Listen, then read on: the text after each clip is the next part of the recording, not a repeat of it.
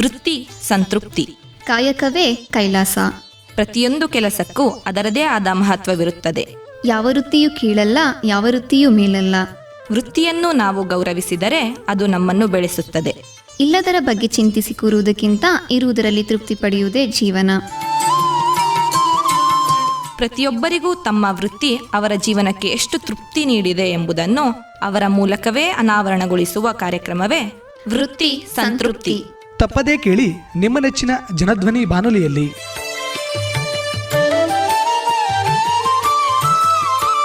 ಆತ್ಮೀಯ ಕೇಳುಗರಿಗೆ ನಮಸ್ಕಾರ. ನಾನು ನಿಮ್ಮ ಬಾನುಲಿ ಗೆಳೆಯ ಯತೀಶ್. ನೀವು ಕೇಳ್ತಾ ಇದ್ದೀರಾ ಜನಧ್ವನಿ ರೇಡಿಯೋ. ಎಂದಿನಂತೆ ತಮಗೆಲ್ಲರಿಗೂ ವೃತ್ತಿ ಸಂತೃಪ್ತಿ ಕಾರ್ಯಕ್ರಮಕ್ಕೆ ಆತ್ಮೀಯವಾದ ಸ್ವಾಗತ. ಜೀವನದ ಸುಂದರ ಕ್ಷಣಗಳನ್ನು ನಮ್ಮೊಂದಿಗೆ ಶಾಶ್ವತವಾಗಿ ಉಳಿಸಿಕೊಳ್ಳಲು ನಾವು ಏನು ಮಾಡುತ್ತೇವೆ? ಒಂದು ಫೋಟೋ ತೆಗೆದುಕೊಳ್ಳುತ್ತೇವೆ. ಕ್ಯಾಮರಾದಲ್ಲಿ ಸೆರೆ ಹಿಡಿದ ಆ ಫೋಟೋ ಕಾಗದದ ಮೇಲೆ ಮುದ್ರಣಗೊಂಡು ನಮ್ಮ ಕೈಗೆ ಬಂದಾಗ ಸಿಗುವ ಸಂತೋಷ ಅದ್ಭುತ. ಇಂದಿನ ನಮ್ಮ ಸಂಚಿಕೆಯಲ್ಲಿ ನಮ್ಮ ಅಮೂಲ್ಯ ನೆನಪುಗಳನ್ನು ಸುರಕ್ಷಿತವಾಗಿ, ಸುಂದರವಾಗಿ ಮತ್ತು ಶಾಶ್ವತವಾಗಿರಿಸುವ ಫೋಟೋ ಫ್ರೇಮ್ ಮತ್ತು ಗ್ಲಾಸ್ ಫಿಟ್ಟಿಂಗ್ ಕಲಾವಿದರ ಬಗ್ಗೆ ತಿಳಿದುಕೊಳ್ಳೋಣ. ಇಂತಹ ಅಮೂಲ್ಯ ನೆನಪುಗಳನ್ನು ಜನರ ಕೈಗೆ ತಲುಪಿಸುವ ಒಂದು ಮಳಿಗೆಯನ್ನು ನಡೆಸುತ್ತಿರುವವರನ್ನು ಇಂದು ನಾವು ಪರಿಚಯಿಸಿಕೊಳ್ಳಲಿದ್ದೇವೆ. ಈ ಆಧುನಿಕ ಡಿಜಿಟಲ್ ಯುಗದಲ್ಲೂ ಫೋಟೋಗಳನ್ನು ಮುದ್ರಿಸುವ ವೃತ್ತಿಯಲ್ಲಿ ಸಾರ್ಥಕತೆಯನ್ನು ಕಂಡುಕೊಂಡಿರುವ ನಮ್ಮ ಅತಿಥಿಯೊಂದಿಗೆ ಅವರ ಬದುಕಿನ ಕಥೆಯನ್ನು ಇಂದು ನಾವು ಆಲಿಸೋಣ. ಬನ್ನಿ, ಅವರನ್ನೇ ಮಾತನಾಡಿಸೋಣ. ಸರ್, ಮೊದಲನೇದಾಗಿ ನಮ್ಮ ವೃತ್ತಿ ಸಂತೃಪ್ತಿ ಕಾರ್ಯಕ್ರಮಕ್ಕೆ ತಮಗೆ ಆತ್ಮೀಯವಾದ ಸ್ವಾಗತ ಸರ್. ವಂದನೆಗಳು ಸರ್, ಮೊದಲನೇದಾಗಿ ತಮ್ಮ ಬಗ್ಗೆ ಒಂದು ಕಿರು ಪರಿಚಯವನ್ನ ನಮ್ಮ ಕೇಳುಗರಿಗೆ ಮಾಡಿಕೊಡೋದಾದ್ರೆ. ಸರ್, ನಾವು ನಮ್ಮ ದೊಡ್ಡ ಫ್ಯಾಮಿಲಿ ಅವರು. ನಮ್ಮ ತಂದೆ ತಾಯಿಗಳು ನಾವು 10 ಜನ ಮಕ್ಕಳು. 10 ಜನ. ಅದರಲ್ಲಿ 4 ಜನ ಹೆಣ್ಮಕ್ಳು, ಇನ್ನು 6 ಜನ ಗಂಡು ಮಕ್ಕಳು. ಅದರಲ್ಲಿ ನಮ್ಮ ಮನೆಯಲ್ಲಿ ಯಾರು ಸಾಮಾನ್ಯವಾಗಿ ಓದಿಲ್ಲ. ಒಂದು 8th 9th ಎಲ್ಲ ಓದು. ನಾವೇನೊಂದು PUC ಮಟ್ಟ ಹತ್ತಿ ಡಿಗ್ರಿ ಲೆವೆಲ್ಗೆ ಹೋದ್ವಿ, ನಾನೊಬ್ಬನೇ. ಆಗ ನಮ್ಮ ತಂದೆ ತಾಯಿಗಳಿಗೆ ತುಂಬ ಖುಷಿ ಆಯಿತು. ನಮ್ಮ ಮನೇಲಿ ಒಬ್ಬನೇ ಓದಿರೋದು, ಹಾಗೆ ಏನಾದ್ರು ಒಂದು ಗೌರ್ಮೆಂಟ್ ಜಾಬ್ ಇದು ಮಾಡಿಸ್ಬೇಕು ಅನ್ನೋದು ಒಂದು ಅವರಲ್ಲಿ ಬಂತು.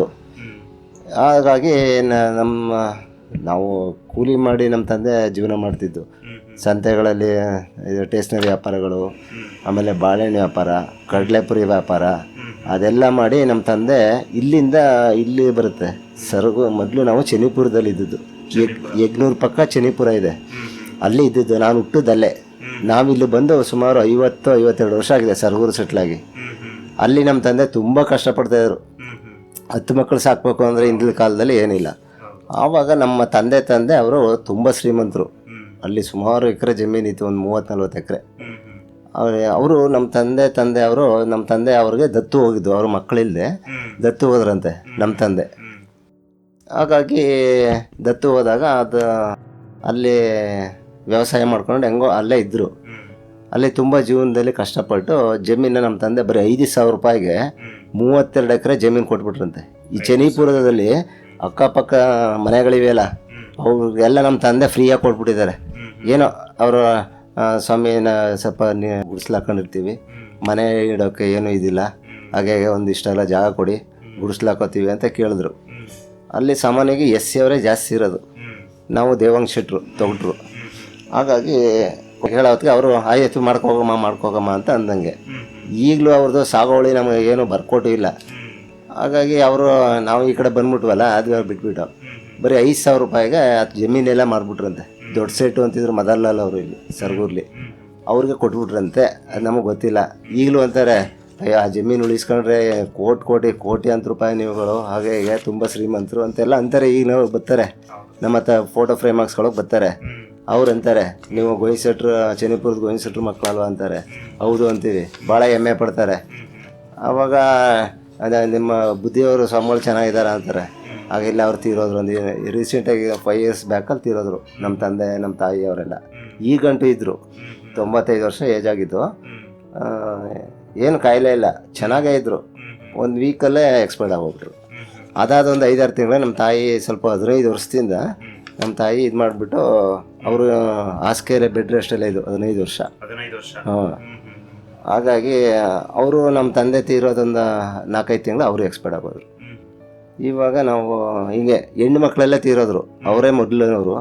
ಹೆಣ್ಣು ಮಕ್ಕಳೆಲ್ಲ 4 ಜನ ಹೆಣ್ಮಕ್ಳಾದ 10 ಜನದಲ್ಲಿ 6 ಜನ ಗಂಡು ಮಕ್ಕಳು. ಹಾಗಾಗಿ ರೀಸೆಂಟಾಗಿ ನಮ್ಮ ಈಗೊಂದು 6 ಮಂತಲ್ಲಿ ನಮ್ಮ ದೊಡ್ಡಣ್ಣ ಒಬ್ಬರು ತೀರೋದ್ರು, ಪುನಃ ಇನ್ನೊಬ್ಬರು ನಮ್ಮ ಅಣ್ಣ ಒಬ್ಬರು ತೀರೋದ್ರು, 3 ಜನ ಅಣ್ಣದಿರು ತೀರೋದ್ರು, ಅಕ್ಕ ತೀರೋ 4 ಜನ ತೀರೋದ್ರು, ಇನ್ನು ನಾವು 3 ಜನ ಇದ್ದೀವಿ. ಹಾಗಾಗಿ ನಾನು ಓದಿಸ್ಬೇಕು ಅಂದ್ಬಿಟ್ಟು ನಮ್ಮ ಅಣ್ಣ ನಮ್ಮ ತಂದೆಯವರು ನಾವು ಡಿಗ್ರಿ ಗಂಟು ಓದಿದೆ.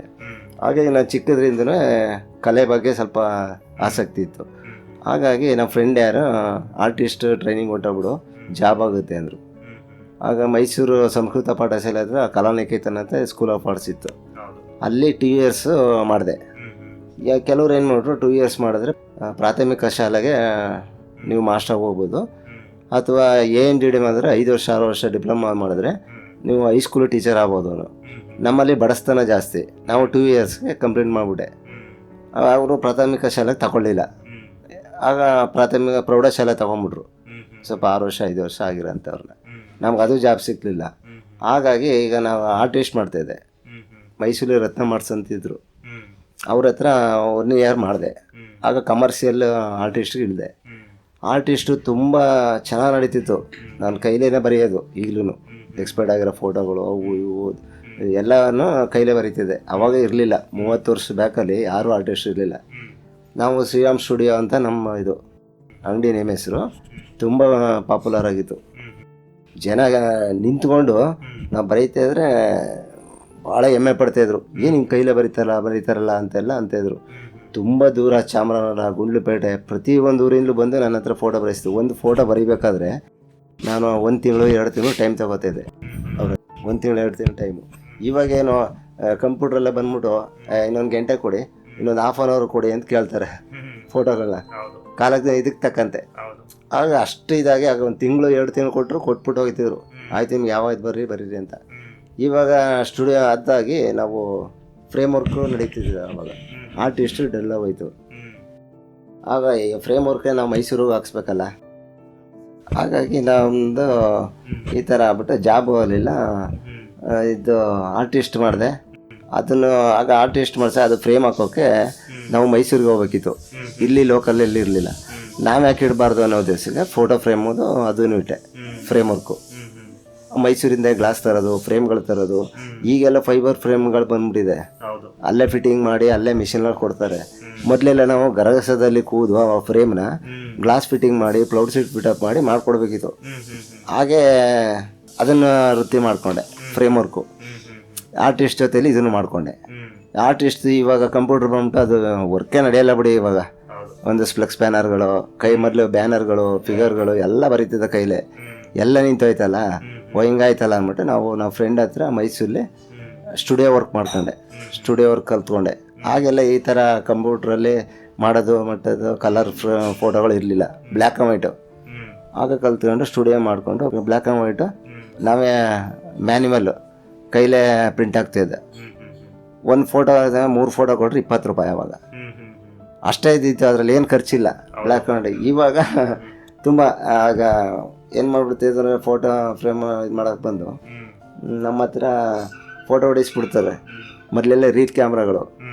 ಆವಾಗ ಈಗ ನಾವು ತೊಳೆಯೋಕ್ಕೆ ತುಂಬ ಕಷ್ಟ ಆಯ್ತಿತ್ತು. ನಾನೇ ತೊಳಿತಿದ್ದೆ ಪ್ರಿಂಟ್ಗಳು, ಅಷ್ಟೊಂದು ವರ್ಕ್ ಬರ್ತಿದ್ರು. ಮೊದಲು ಫೋಟೋ ಸ್ಟುಡಿಯೋಗಳು ಇರಲಿಲ್ಲ. ಮೊದಲು ಬರೀ 2 ಸ್ಟುಡಿಯೋ ಇದೆ ನಮ್ಮ ಸರ್ಗೂರ್ಲಿ. ಮೇಲ್ಗಡೆ ಒಂದು ಇಂಡಿಯನ್ ಸ್ಟುಡಿಯೋ ಅಂತಿತ್ತು, ನಮ್ಮದೊಂದು ಶ್ಯಾಮ್ ಸ್ಟುಡಿಯೋ ಅಂತಿತ್ತು. ಹಾಗಾಗಿ ನಾವು 3-4 ದಿನ ಟೈಮ್ ಕೊಡುವ 3 ಫೋಟೋ ಕೊಡೋಕ್ಕೆ. ಆದರೂ ಅಲ್ಲಿ ಅಂತ ನಾವುಗಳು ಅವರು ಒಪ್ಕೊಂಡೈತಿದ್ರು, 20 ರೂಪಾಯಿ 3 ಫೋಟೋ ಪಾಸ್ಪೋರ್ಟ್ ಸೈಜು. ಆವಾಗ ನಾವೇನು ಮಾಡೋದು, ರಶ್ ತೊಳೆಯೋಕ್ಕಾಗಲ್ಲ ಅಲ್ಲ, ಆಗ ಪಾರ್ಟಿಗಳಿಗೆ ನೀವು ಕಣ್ಮುಚ್ಚಿಬಿಟ್ಟಿದ್ದೀರಾ ಇನ್ನೊಂದು ತೊಳಿಸ್ಬೇಕು ಅಂತ ಅವರು ಟೈಮ್ ಹೇಳ್ಬಿಡ್ತಿದ್ರು. ಅವಾಗ ಅವರು ರ್ಯಾಶ್ ಆಯ್ತಿರ್ಲಿಲ್ಲ. ಇರ್ಬೋದೇನೋ, ಈಗ ಫೋಟೋ ಹೊಡೆದ ತಕ್ಷಣ ಕಣ್ಣಿಗೆ ಮುಚ್ತಾರೆ. ಕಣ್ಣು ಮುಚ್ಚಿದಾಗ ಇರ್ಬೋದೇನೋ ಕಣ್ಣು ಮುಚ್ಚಿಬಿಟ್ಟಿದ್ದೀನಿ ಅಂದ್ಬಿಟ್ಟು ಅವರು ಹೋಗ್ತಾಯಿದ್ರು. ನಮಗೆ ತೊಳೆಯೋಕ್ಕಾಗಲ್ವಲ್ಲ, ಆವಾಗ ಉದ್ದೇಶದಿಂದ ಅವ್ರಿಗೊಂದು ಇದು ಹೇಳ್ಬೇಕಲ್ಲ, ಸುಳ್ಳು ಮಾಹಿತಿ ಕೊಟ್ಬಿಡ್ತಿದ್ದ, ನಾಳೆ ನಾಳಿದ್ದು ಬನ್ನಿ ತೊಳೆದಿಟ್ಟಿರ್ತೀನಿ ಅಂತ. ಎಲ್ಲ ನಡೀತಾ ಇತ್ತು. ಆಮೇಲೆ ಫೋಟೋದು ಅದು ರೀಲ್ ಕ್ಯಾಮ್ರಾ ನಿಂತಾಯಿತು. ರೀಲ್ ಅಂತಬಿಟ್ಟು ಎಲ್ಲ ಡಿಜಿಟಲ್ ಕ್ಯಾಮ್ರಾ ಬಂದು ಇವಾಗ ಏನಿಲ್ಲ, 5 ನಿಮಿಷ ಅಲ್ಲೇ ಹೊಡೆದು ಈಗಲೇಬೇಕು ಅಂತಾರೆ. ಈ ಬ್ಯಾಂಕ್ ಅವರು ಹೇಳ್ತಾರೆ ಫೋಟೋ ತಗೊಂಬ ನಿಮ್ಮೂರು ಅಂತಾರೆ, ಅವರು ಮರ್ತುಬಿಟ್ಟೆ ಅಂತಾರೆ. ಇಲ್ಲೇ ಸ್ಟುಡಿಯೋದೆಲ್ಲ ಹೋಗಿ ಅಂತಾರೆ, 5 ನಿಮಿಷಕ್ಕೆ ಪ್ರಿಂಟ್ ಹಾಕಿ ಕೊಡ್ತೀವಿ. ಎಲ್ಲ ಫಾಸ್ಟ್. ಇವಾಗ ಅವಾಗ ಫ್ರೇಮ್ನ ಹಂಗೆ ಆಗೋಯ್ತು, ಕಟ್ಟಿದ್ದು ಆ ಥರ ಕೊಡಿ, ಈ ಥರ ಫ್ರೇಮ್ ಕೊಡಿ. ಅದು ಮೊದಲು ಯಾವ್ದು ಕೊಡ್ತೀವಿ, ಮರದ ಫ್ರೇಮ್ಗಳಿದ್ದದ್ದು. ಆವಾಗ ಒಂದು ಕಾಟನ್ ತೇವದ ಬಟ್ಟೆಲಿ ಒರೆಸಿದ್ರೆ ಅದು ಫ್ರೇಮೇ ಬಣ್ಣ ಹೊಟ್ಟೈತಿತ್ತು, ಆ ಥರ ಫ್ರೇಮ್ಗಳು. ಇವಾಗೆಲ್ಲ ಅದು ಇಲ್ಲ, ಚೆನ್ನಾಗಿದೆ, ಗೋಲ್ಡ್ ಫ್ರೇಮ್ಗಳು ನಾನಾ ಥರ ಬಂದ್ಬಿಟ್ಟಿದೆ. ಹಾಗಾಗಿ ಕಾಲಕ್ಕೆ ತಕ್ಕಂತೆ ಇವಾಗೆಲ್ಲ ಮಿಷಿನ್ ಫಿಟ್ಟಿಂಗು, ಮೊಳೆ ಹೊಡೆಯೋಂಗಿಲ್ಲ. ಮೊದಲು ಮೊಳೆ ಹೊಡೆದು ಫ್ರೇಮ್ ಫಿಟಪ್ ಮಾಡಬೇಕಿತ್ತು. ಮೊದಲು ಲಾಭಗಳು ಇದು ತುಂಬ ಹಣದ ಒಬ್ಬರ ಭಾಳ ಇದ್ದಿತ್ತು. ಒಂದು ಫೋಟೋನ ಬರೀ 15 ರೂಪಾಯಿ ಕೊಡ್ತಿದ್ದು, ಲೆಕ್ಕ ಹೇಳಿ, ಕೇವಲ 15 ರೂಪಾಯಿ. ನಾವು ಫ್ರೇಮು ಸುಮಾರು ಒಂದು A4 ಸೈಜು, ಹಾಗೆ ಬರೀ 15 ರೂಪಾಯಿ ಕೊಡ್ತಿದ್ದು. ಅದರಲ್ಲಿ ನಮಗೆ ಹೆಚ್ಚು ಕಮ್ಮಿ ಒಂದು 7 ರೂಪಾಯಿ ಲಾಭ ಸಿಗ್ತಿತ್ತು. 15 ರೂಪಾಯಿ ಕೊಟ್ರು ಒಂದು ಬೋಲ್ಡ್ 2 ರೂಪಾಯಿ, ಗ್ಲಾಸು 4 ರೂಪಾಯಿ, ಇದು ದೇವ್ರ ಫೋಟೋಕ್ಕೆ ಕ್ಯಾಲೆಂಡರ್ ಇದು ಹಾಕ್ತೀವಲ್ಲ ಅದೊಂದು 1 ರೂಪಾಯಿ, ಬರೀ 7 ರೂಪಾಯಿ 8 ರೂಪಾಯಿ ಬೀಳ್ತಿತ್ತು. ನಾವು 15 ರೂಪಾಯಿ ಕೊಡ್ತಿದ್ದ ಆ ಫೋಟೋ, 8 ರೂಪಾಯಿ ಲಾಭ. ಆಗ 8 ರೂಪಾಯಿ ಈಗ 800 ರೂಪಾಯಿ ಇದ್ದಂಗೆ ಬಿಡಿ ಅಲ್ವಾ, ಅಷ್ಟೇ ಇದಿದೆ. ಈಗ ಆ ಫೋಟೋ ಈಗ ಕೊಡ್ತೀವಲ್ಲ 15 ರೂಪಾಯಿ ಕೊಡ್ತಿದ್ದು ಫೋಟೋ, ಈಗ 300 ರೂಪಾಯಿ ಕೊಡ್ತೀವಿ, ಆದರೂ ಲಾಭ ಕಮ್ಮಿ. ಆಗ ಅಷ್ಟೇ ಲಾಭ ಸಾಕಾಯಿತು. ಆಗ ಅರ್ಧಕ್ಕರ್ಧ 7 ರೂಪಾಯಿ ಬಂಡವಾಳ, 8 ರೂಪಾಯಿ ಲಾಭ. ಅದು 15 ರೂಪಾಯಿ ಕೊಟ್ಟರೆ 8 ರೂಪಾಯಿ ಲಾಭ. ಈಗ 300 ರೂಪಾಯಿಗೆ 260 270 ರೂಪಾಯಿ ಬೀಳುತ್ತೆ, 30 ರೂಪಾಯಿ ಲಾಭ. ಲೆಕ್ಕ ಹಾಕೊಳ್ಳಿ, ಆ ಥರ ಈಗ ಪರಿಸ್ಥಿತಿ ಬಂದಿದೆ. ತುಂಬ ಕಷ್ಟ, ಆರ್ಟಿಸ್ಟು ನಡೀತಾ ಇಲ್ಲ. ಹಾಗಾಗಿ ಫ್ರೇಮ್ ವರ್ಕು ಕಾಂಪಿಟೇಷನ್ ಜಾಸ್ತಿ. ಮೈಸೂರು ತೊಗೊಂಬರ್ತೀವಿ, ಅಲ್ಲಿ ತಗೋತೀವಿ, ಇಲ್ಲಿ ತಗೋತೀವಿ ಅಂತಾರೆ. ಜೀವನ ತುಂಬ ಕಷ್ಟ ಆಗಿದೆ. ಹೀಗಾಗಿ ನಮ್ಮ ಅಣ್ಣದಿರು ಎಲ್ಲ ತೀರೋದ್ರು. ನಾವು ಮೊದಲು ಸ್ಟೇಷನ್ ಎದುರುಗಡೆ ಹಾಕಿದ್ವಿ ಅಂಗಡಿ, ಅಲ್ಲಿ ಬಿಸ್ನೆಸ್ ಚೆನ್ನಾಗಿ ನಡೀತಿತ್ತು. ಇವಾಗ ನಮ್ಮ ಅಣ್ಣ ಅವರು ಅವ್ರಿಗೆ ಬಾಡಿಗೆ ಎಲ್ಲ ಕೊಡ್ತಿದ್ವಿ, ಆದ್ರೂ ಏನೋ ಗೊತ್ತಿಲ್ಲ, ಖಾಲಿ ಮಾಡಿಬಿಡಿ ಅಂಗಡಿನ ಅಂದ್ಬಿಟ್ರು. ಖಾಲಿ ಮಾಡಿ ಇಲ್ಲಿಗೆ ಬೇರೆ ಕಡೆ ಶಿಫ್ಟ್ ಆದ್ವಿ. ಅಲ್ಲಂತೂ ಬಿಸ್ನೆಸ್ ತುಂಬ ಕಮ್ಮಿ. ಆಮೇಲೆ ಹಾಗಾಗಿ ನಾವು ತುಂಬ ಆಗ ಆರ್ಟಿಸ್ಟ್ ಇದ್ದಾಗ ಸಂಪಾದನೆ ಇತ್ತು, ಕಡಿಮೆ ಲಾಭ ಇದ್ರೂ ಒಳ್ಳೆ ನಮಗೆ ಪ್ರಾಫಿಟ್ ಇತ್ತು. ಆಗ ದುಡ್ಡು ಮಾಡಿದ್ದೆ, ಸ್ವಲ್ಪ ಅಮೌಂಟ್ ಇತ್ತು. ಅದರಲ್ಲಿ ಸೈಟ್ ತೊಗೊಂಡಿದ್ದೆ, ಮೈಸೂರು ಸೈಟ್ ತೊಗೊಂಡಿದ್ದೆ, 1-2. ಇಲ್ಲಿ ಸರ್ಗುಲ್ ತೊಗೊಂಡು ಕಟ್ಟಿಸ್ದೆ, ಮನೆಯೇ ಕಟ್ಟಿಸ್ದೆ. ಆಮೇಲೆ ಬಿಸ್ನೆಸ್ ಯಾವ ಡಲ್ ಆಯಿತು, ಆಗ ಮನೆ ಕೊಟ್ಬಿಟ್ಟೆ. ಒಂದು 40 ಲಕ್ಷ ಆಗಿತ್ತು. ಇಲ್ಲೇ ರೀಸೆಂಟ್ ನಮ್ಮ ಇತ್ತವನೇ ಚೌಡೇಶ್ವರಿ ದೇವಸ್ಥಾನ ಪಕ್ಕ 40 ಲಕ್ಷ ಬಿದ್ದಿತ್ತು. 20 ಲಕ್ಷ ರೂಪಾಯಿ ಕೊಟ್ಬಿಟ್ಟೆ. ಅವ್ರಿಗೆ ಕಮಿಟ್ಮೆಂಟ್ ಇತ್ತು ಸ್ವಲ್ಪ ಸಾಲದ್ದು. ಅವ್ರಿಗೆ ಯಾರೋ ಪಾರ್ಟಿಗೆ 10 ಲಕ್ಷ ಕೊಡಬೇಕಾಯ್ತು, ಅವ್ರಿಗೇನೋ ಕೊಟ್ಬಿಟ್ಟೆ. ಪುನಃ ಆವಾಗ ಆ ಥರ ಆಯಿತು. ನಮಗೆ ಶುಗರ್ ಇತ್ತು, ಹೆಚ್ಚು ಕಮ್ಮಿ ನಾನು ಮದುವೆ ಆಯ್ತು 29ಕ್ಕಾದೆ. ಅದಾದ ಒಂದು 3 ತಿಂಗಳಿಗೆ ಶುಗರ್ ಬಂದ್ಬಿಡ್ತು. ಇವಾಗ 26 ವರ್ಷದಿಂದ ಶುಗರ್ ಬಂದಿದೆ. 26 ವರ್ಷ ಆಯಿತು ಶುಗರ್ ಬಂದು. ಆಗ ಇಂದ ಏನೂ ಇರಲಿಲ್ಲ. ಈಗ ಒಂದು 2 ಇಯರ್ಸಿಂದ ಕಾಲು ಸರ್ಜರಿ ಆಯಿತು. ಸ್ವಲ್ಪ ಚಿಕ್ಕದಾಗಿ ಅಂಗಾಲಿದ್ದು ದೊಡ್ಡದಾಗಿ ಸ್ಪ್ರೆಡ್ ಆಗಿಬಿಟ್ಟು ಇದು ಗ್ಯಾಂಗ್ರೀನಿಗೆ ಹಬ್ಬುತ್ತೆ. ಹಾಗೆ ಹೀಗೆ ಅಂದ್ಬಿಟ್ಟು ಈಗ ಒಂದು 1.5 ವರ್ಷದಲ್ಲಿ JSSಲ್ಲಿ ಅಡ್ಮಿಂಟ್ ಆದೆ. ಒಂದು 2 ತಿಂಗಳು ಅಡ್ಮಿಂಟ್ ಮಾಡಿಕೊಂಡ್ರು. ಕಾಲು ಸರ್ಜರಿ ಆಯಿತು, ಅದಕ್ಕೊಂದು 3-4 ಲಕ್ಷ ಆಯಿತು. ಹೀಗೆಲ್ಲ ತುಂಬ ಸಮಸ್ಯೆ ಆಗೋಯ್ತು. ಇದು ಬಾಡಿಗೆ ಮನೆ, ಇದು ನಾವು ಸ್ವಂತ ಮನೆ ಕಟ್ಟಿದ್ದು ಕೊಟ್ಬಿಟ್ಟೆ. ನಮ್ಗೆ ಯಾವುದೋ ಜಾಗ ಈಗ ಏನೂ ಇಲ್ಲ. ಈ ಥರ ಪರಿಸ್ಥಿತಿಲಿ ನಾವು ಬಾಳ್ತಿದ್ದೀವಿ. ಅಂದ್ರೆ ಈ ಒಂದು ಫೋಟೋ ಬಿಸ್ನೆಸ್ ಅಲ್ಲೇ ತಾವು ಸಂಪಾದನೆ ಮಾಡಿದ್ದು. ಸೈಟ್ ತಗೊಂಡು ಮೈಸೂರು ತಗೊಂಡಿದ್ದು ಅದೆಲ್ಲ ಕೊಟ್ಬಿಟ್ಟೆ. ಹಿಂಗೇನೆ ಸಾಲಕ್ಕೇನೆ ಬಿಸ್ನೆಸ್ ತುಂಬ ಡಲ್ ಆಯಿತು. ವ್ಯವಹಾರ ಅಂಗಡಿ ಬೇರೆ ಕಡೆ ಇದ್ದು ಖಾಲಿ ಮಾಡಿಬಿಟ್ವಿ, ಇನ್ನು ಬೇರೆ ಕಡೆ ಶಿಫ್ಟ್ ಆದ್ವಿ. ಈಗ ತುಂಬ ಜೀವನಕ್ಕೆ ತುಂಬ ತೊಂದರೆ ಆಗಿದೆ. ಆರ್ಟಿಸ್ಟ್ಗಳದ್ದು ಫ್ರೇಮ್ ವರ್ಕ್ ಅವ್ರದ್ದು ಅವ್ರ ಕಷ್ಟ ಹೇಳುತ್ತೀರ್ದು. ಯಾರು ಆರ್ಟಿಸ್ಟ್ ಆಗಬಾರ್ದು ಇವತ್ತಿನ ಇದರಲ್ಲಿ. ಬೆಲೆ ಇಲ್ಲ. ಇದೆ ಸಿಟಿ ಕಡೆ ಬೆಲೆ ಇದೆ, ಹಳ್ಳಿ ಸೈಡ್ ಏನಿಲ್ಲ. ಯಾವಾಗ ನಮ್ಮ ಆರ್ಟಿಸ್ಟ್ ಬೆಲೆ ಇಲ್ಲ, ಗೌರವ ಕೊಡಲ್ಲ, ಹೋಯ್ತು. ಆದರೂ ನಾವು ಏನಂದರೆ ವೃತ್ತಗತೆಯಲ್ಲಿ ಬಂದದ್ದು. ನಾನು ನಮ್ಮ ಮಗನಿಗೆ, ನಮ್ಮ ಚಿಕ್ಕವನು ಚಂದ್ರರಾಮ್ ಅಂತ, ಈಗಲೂ ನಾವು ಆರ್ಟಿಸ್ಟ್ ಮಾಡಿದ್ವಲ್ಲ, ಆ college Kalaniketana school of arts ಅನ್ನೋದನ್ನೇ ಈಗ ವಿಜಯನಗರದಲ್ಲಿ, ಮೈಸೂರು ವಿಜಯನಗರದಲ್ಲಿ ವಾಟರ್ ಟ್ಯಾಂಕ್ ಇದೆ, ಅದರ ಪಕ್ಕದಲ್ಲಿ ಕಾಲೇಜ್ ಮಾಡಿದ್ದಾರೆ. ಅವರು ಇವಾಗ ಪ್ರಿನ್ಸಿಪಾಲ್ ಆಗಿರೋರು ನಮಗೂ ಪ್ರಿನ್ಸಿಪಾಲ್ ಆಗಿದ್ದರು. ಆ ಉದ್ದೇಶದಿಂದ ಅವರು ನಿಮ್ಮ ಹುಡುಗನ ಆರ್ಟಿಸ್ಟ್ ಸೇರಿಸು ಅಂತ ಯಾರೋ ಮಾಹಿತಿ ಕೊಟ್ಟರು. ಹಾಗೆ ಅದೇ ಕಾಲೇಜಲ್ಲಿ ನಮ್ಮ ಹುಡುಗ ಈ ಸತಿ ಫೈನಲ್ ಇಯರು, 6ನೇ ವರ್ಷ ಆರ್ಟಿಸ್ಟು. ಒಳ್ಳೆ ಆರ್ಟಿಸ್ಟ್ ಆಗಿದ್ದಾನೆ. ಇವೆಲ್ಲ ಅವನೇ ಬರೆಯೋದು, ದೇವ್ರಗಳು, ದೇವ್ರ ಫೋಟೋಗಳು, ಇವ್ರದ್ದು ಎಸ್ಪೇರ್ಡ್ ಆಗಿರೋರ್ದು ನೋಡ್ಕೊಳ್ದೇನೆ ಬರೀತಾನೆ. ನಾನು ಅವ್ನಿಗೆ ಏನು ಹೇಳ್ಕೊಟ್ಟಿಲ್ಲ.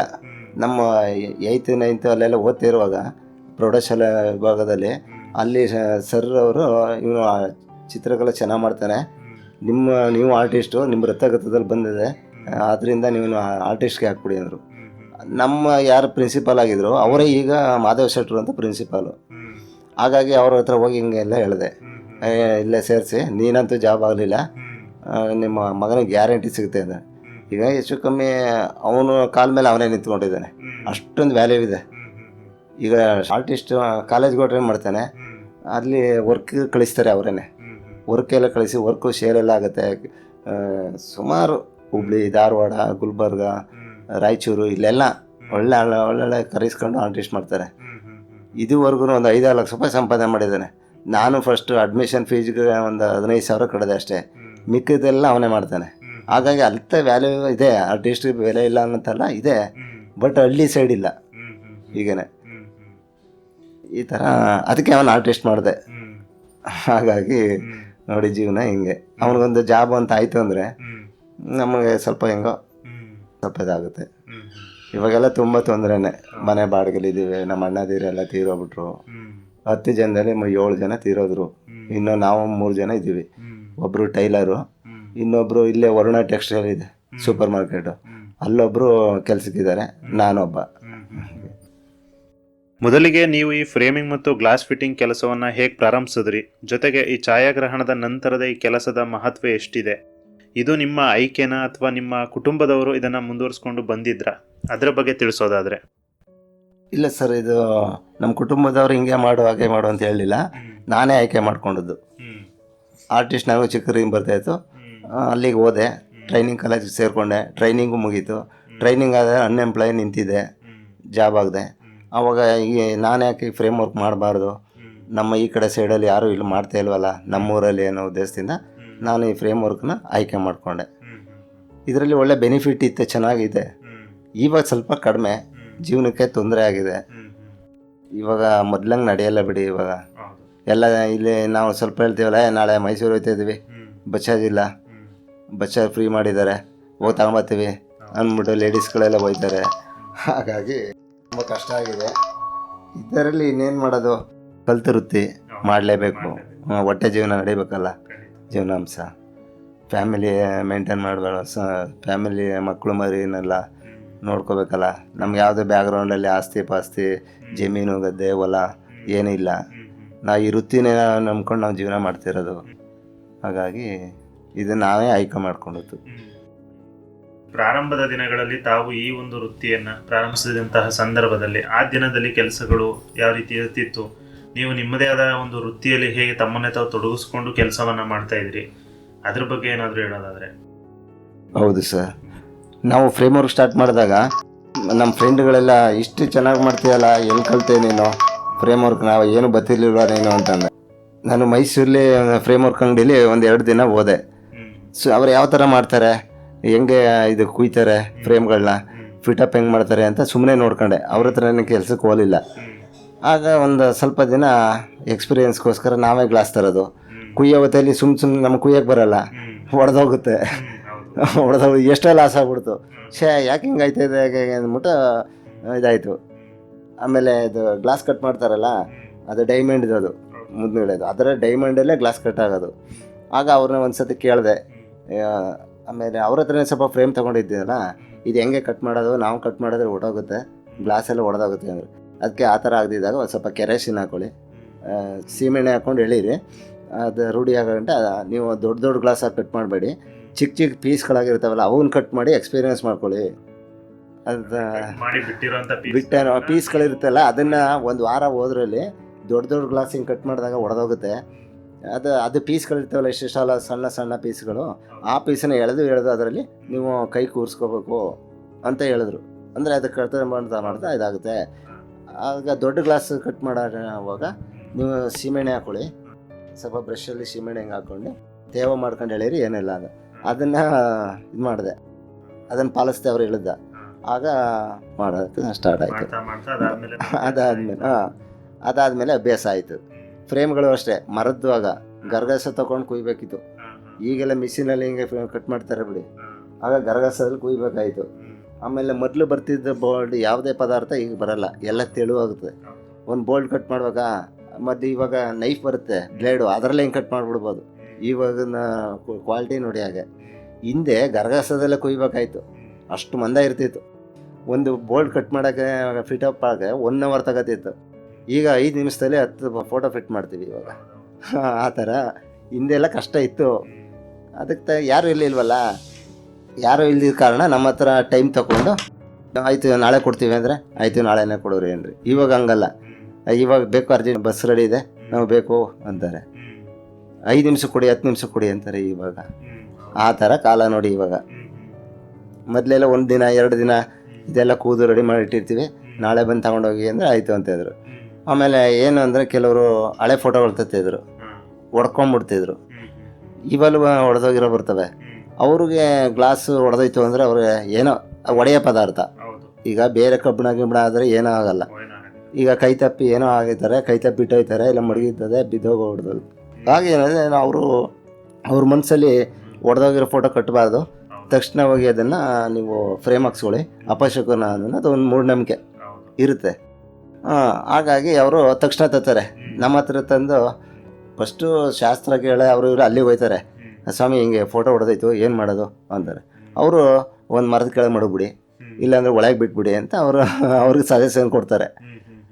ಆಮೇಲೆ ಆ ಕಾಫಿ ಸಿಕ್ಕಲ್ಲ, ಆಗೇನು ಮಾಡ್ತಾರೆ, ಸ್ವಾಮಿ ಕಾಫಿ ಸಿಕ್ಕಲ್ಲ, ಇದೇ ಥರ ನಮಗೆ ಬೇಕು, ನಮ್ಮ ಮನೆ ದೇವರು ಏನೋ ಅಂತಿರ್ತಾರೆ, ಇದಕ್ಕೆ ಫ್ರೇಮ್ ಹಾಕ್ಸ್ಕೊಂಬಿಡಿ ಅಂತಾರೆ. ಆಗ ಕಾಫಿ ತರ್ತಾರೆ ನಮ್ಮ ಹತ್ರ, ಈ ಫೋಟೋ ಹೊಡೆದೋಗ್ಬಿಡ್ತು ಹಿಂಗೆ ಫ್ರೇಮ್ ಹಾಕ್ಕೊಡಿ ಅಂತಾರೆ. ಹಾಗೆ ಹಾಕ್ಕೊಡ್ತೀವಿ. ಹಂಗೆ ಜೀವನ. ಹೊಡೆದೋಗಿರೋ ಫೋಟೋಗಳನ್ನ ಇಡಬಾರ್ದು ಅಂದ್ಬಿಟ್ಟು ಅವರು ತಗೋತಾರೆ. ಅದು ನಮ್ಗೊಂದು ಬಿಸ್ನೆಸ್ಸೇ. ಹೊಸದು ಮಾರೋದಕ್ಕಿಂತ ನಮ್ಗೆ ಹಳೇದ್ರಲ್ಲೇ, ಈಗ ಹಳೇದು ರಿಪೇರಿ ಅಂತಂದರೆ ಅದ್ರ ಸ್ವಲ್ಪ ಅಮೌಂಟ್ ಜಾಸ್ತಿ ಬರುತ್ತೆ, ಹೊಸದಲ್ಲಿ ಲಾಭ ಕಡಿಮೆ ಇರುತ್ತೆ. ಯಾವುದೇ ಎಷ್ಟು ಅಷ್ಟೇ. ಹಾಗೆಲ್ಲ ಆಗಿ ನಾವು ಮಾಡಿಕೊಡ್ತೀವಿ. ನಮಗೂ ಸ್ವಲ್ಪ ಬಿಸ್ನೆಸ್ ಆಗಬೇಕಲ್ಲ, ಹಳೆ ಫೋಟೋ ಆದ್ರೇನು ಹೊಸ್ತಾದ್ರೇನು ಜೀವನ ಮಾಡೋಕ್ಕೆ, ಹಾಗಾಗಿ ಹಾಕ್ಕೊಡ್ತೀವಿ. ಸರ್, ನೀವು ಈ ನಿಮ್ಮ ವೃತ್ತಿಗೆ ಬರುವ ಮುನ್ನ, ಅಂದರೆ ಈ ಫೋಟೋ ಫ್ರೇಮಿಂಗ್ ಮತ್ತು ಗ್ಲಾಸ್ ಫಿಟ್ಟಿಂಗ್ ವೃತ್ತಿಗೆ ಬರುವ ಮುನ್ನ, ಅದಕ್ಕಿಂತ ಮುಂಚೆ ಯಾವೆಲ್ಲ ಕೆಲಸಗಳನ್ನು ಮಾಡ್ತಿದ್ರಿ? ಈ ವೃತ್ತಿಗೆ ಬರೋದಕ್ಕೆ ನಿಮಗೆ ಪ್ರೇರಣೆ ಏನು ಸಿಕ್ತು? ಅದ್ರ ಬಗ್ಗೆ ಏನಾದರೂ ಹೇಳೋದಾದರೆ. ಸರ್, ಇದ್ರ ಮುಂಚೆ ಏನಿಲ್ಲ, ನಾವು ತುಂಬ ಬಡಸ್ತನದಲ್ಲಿ ಹುಟ್ಟಿದವರು ಅಂತ ಹೇಳಿದ್ನಲ್ಲ. ಹಾಗಾಗಿ ನಾವು SSLCಗೆ ನಮ್ಮ ಅಣ್ಣ ಒಬ್ಬರು ಟೈಲರ್ ಆಗಿದ್ರು ದೊಡ್ಡವರು. ಅವರು ಒಂದು ಪ್ಯಾಂಟ್ ಆಗ ನಿಕ್ಕರೇ ಹಾಕೋತಿದ್ದು ನಾವು. ನಿಕ್ಕರ್ ಒಂದು ನಿಕ್ಕರು ಒಂದು ಪ್ಯಾಂಟ್ ಹೊಲಿದ್ದು, ಒಂದು ಕಾಕಿ ಪ್ಯಾಂಟು ವೈಟ್ ಶರ್ಟ್ ಹಾಕೋತಿದ್ವಿ SLC ಮಟ್ಟದಲ್ಲಿ.